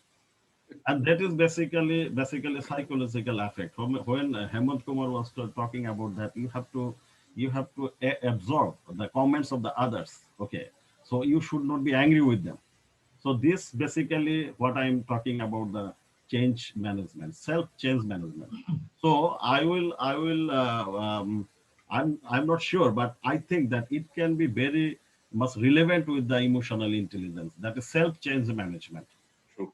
Otherwise, we will not accept the other people's opinion and will be unsocial. That is Professor Moinuddin basically telling that unsocial or social or whatever it is. So we have to ready for the change, for the betterment. Okay, Yes. so we have to be logical before thinking, for giving any decisions, and here nepotism or other things will be overcome by the emotions. Okay, so this is very important webinars. I will request our professors also to arrange these types of webinars very often, so that according to along with our students we will be also empowered, because one example given by the Hemant Kumar, that at the age of 67, okay, a woman of American woman is starting her career once again when she was fallen down, and and Hemant Kumar referred as that this is disaster. This is not the social or environmental disaster, but organizational disaster. For say, for an example, this COVID-19 situation, a lot of organizations were basically shut down. A lot of people lost their jobs. So we should not be broken down. Okay, so the people who have the huge or enough emotional intelligence or build up the emotional intelligence, they will survive. They will do better. And Yes. we learn from our speaker. And I am giving special thanks and heartiest congratulations from the Northern University of Bangladesh to come and join and sacrifice their valuable time. So thank you, sir, both of Thank you you. very much, Okay, sir. And I'm sorry I have been disconnected. So we have a shortage of time. I will definitely convey the questions to Professor Mainuddin sir so that he can answer. Sorry, students. We will definitely convey the questions to sir. At the last moment, I would like to give a floor to our Honorable Pro Vice Chancellor, sir, Professor Dr. Nazrul Islam, who is also the Dean of our School of Business, who this workshop is actually his brainchild. And thank you very much, sir, for guiding us to arrange such program and giving us scope to be a part of this. So, sir, I may I request to have a few word about this. Over to you, sir. Thank you. In fact, the main objective of this webinar was to give an idea about IQ and EQ and the effect on success, effect on work, effect on behavior of these two popular issues which are now considering all over the world, even by the corporate, in selecting their employees, in promoting their employees, even in firing their employees. So these two things, I thought that our senior students, our faculty members, and of course other people who are connected in this 2-day long webinar, they will be benefited from this. In fact, what I thought and I identified from the lectures of Professor Maran and Professor Hemant and Professor Moinuddin Chaudhuri and other speakers, that it is the ability to understand your emotion, the ability to understand, to use your emotion. It is the ability to manage your own emotion, and that is the emotional intelligence. If someone is unable to manage his or her emotions positively, then it can create problem for his work, for his decision, and for the outcome or the performance. So if the person is emotional intelligence, then it can relieve the stress of the person. It can help him or her to communicate well effectively. It can empathize with others. That means help him or her to understand the emotion of others, it can, of course, help him or her to overcome the challenges and diffuse the conflict. And so we can say that emotional intelligence is basically three types of three things are concerned with this emotional intelligence. Such as emotional competency, whether the person is emotionally competent or not. That is the first component, if I sum up. And the second component is the emotional maturity, whether the person is emotionally matured or not. And the third component is the emotional sensitivity. That means how sensitive the person is. If the person is emotionally intelligent, he will be less sensitive.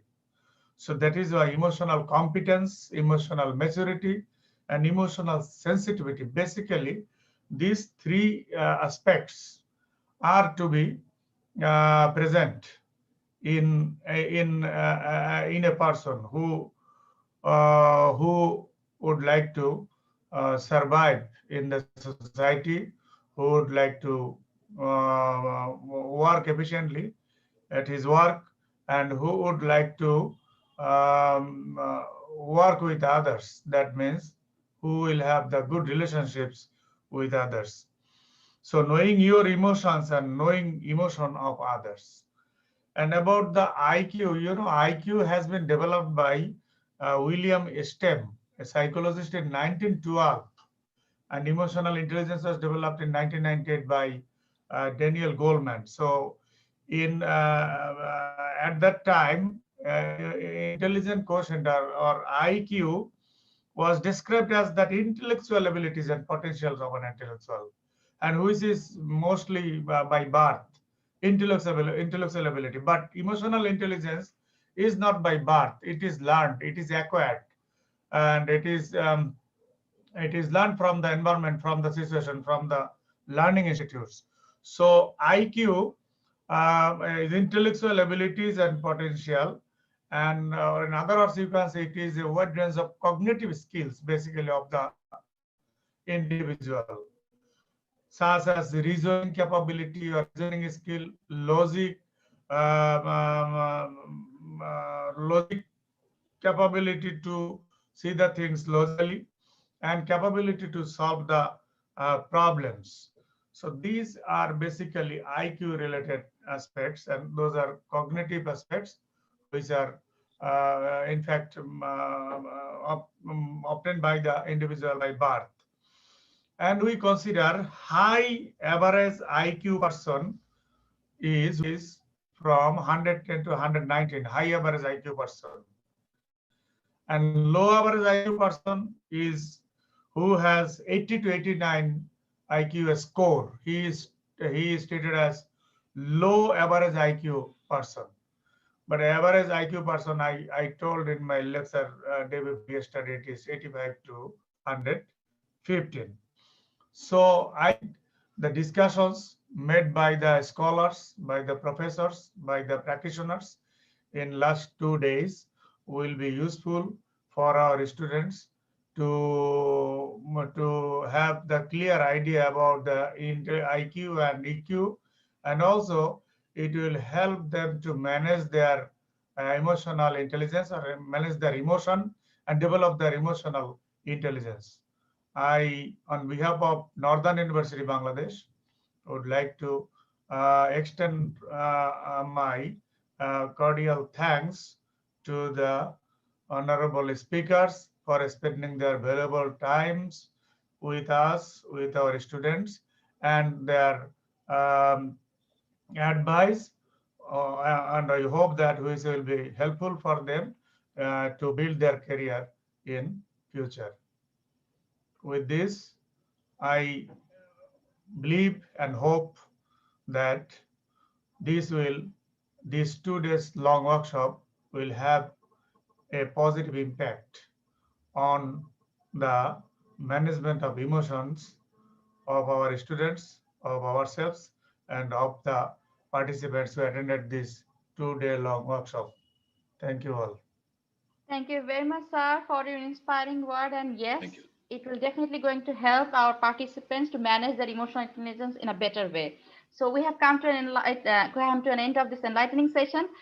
Time is so short, so I'd like to thank all of the participants as well as the speakers and all the faculty members of Northern University Bangladesh for joining this workshop. And also I'd like to thank our Honorable Pro-Vice Chancellor, sir, for giving us opportunity to have such excellent workshop. So on this note, and dear participants, you will get your e-certificate very soon. So on this note, me, Benazir Rahman, would like to say goodbye to all of you. Have a nice evening. Good night. Assalamu alaikum. Thank you. Assalamu alaikum. Thank you, sir. Thank you very much.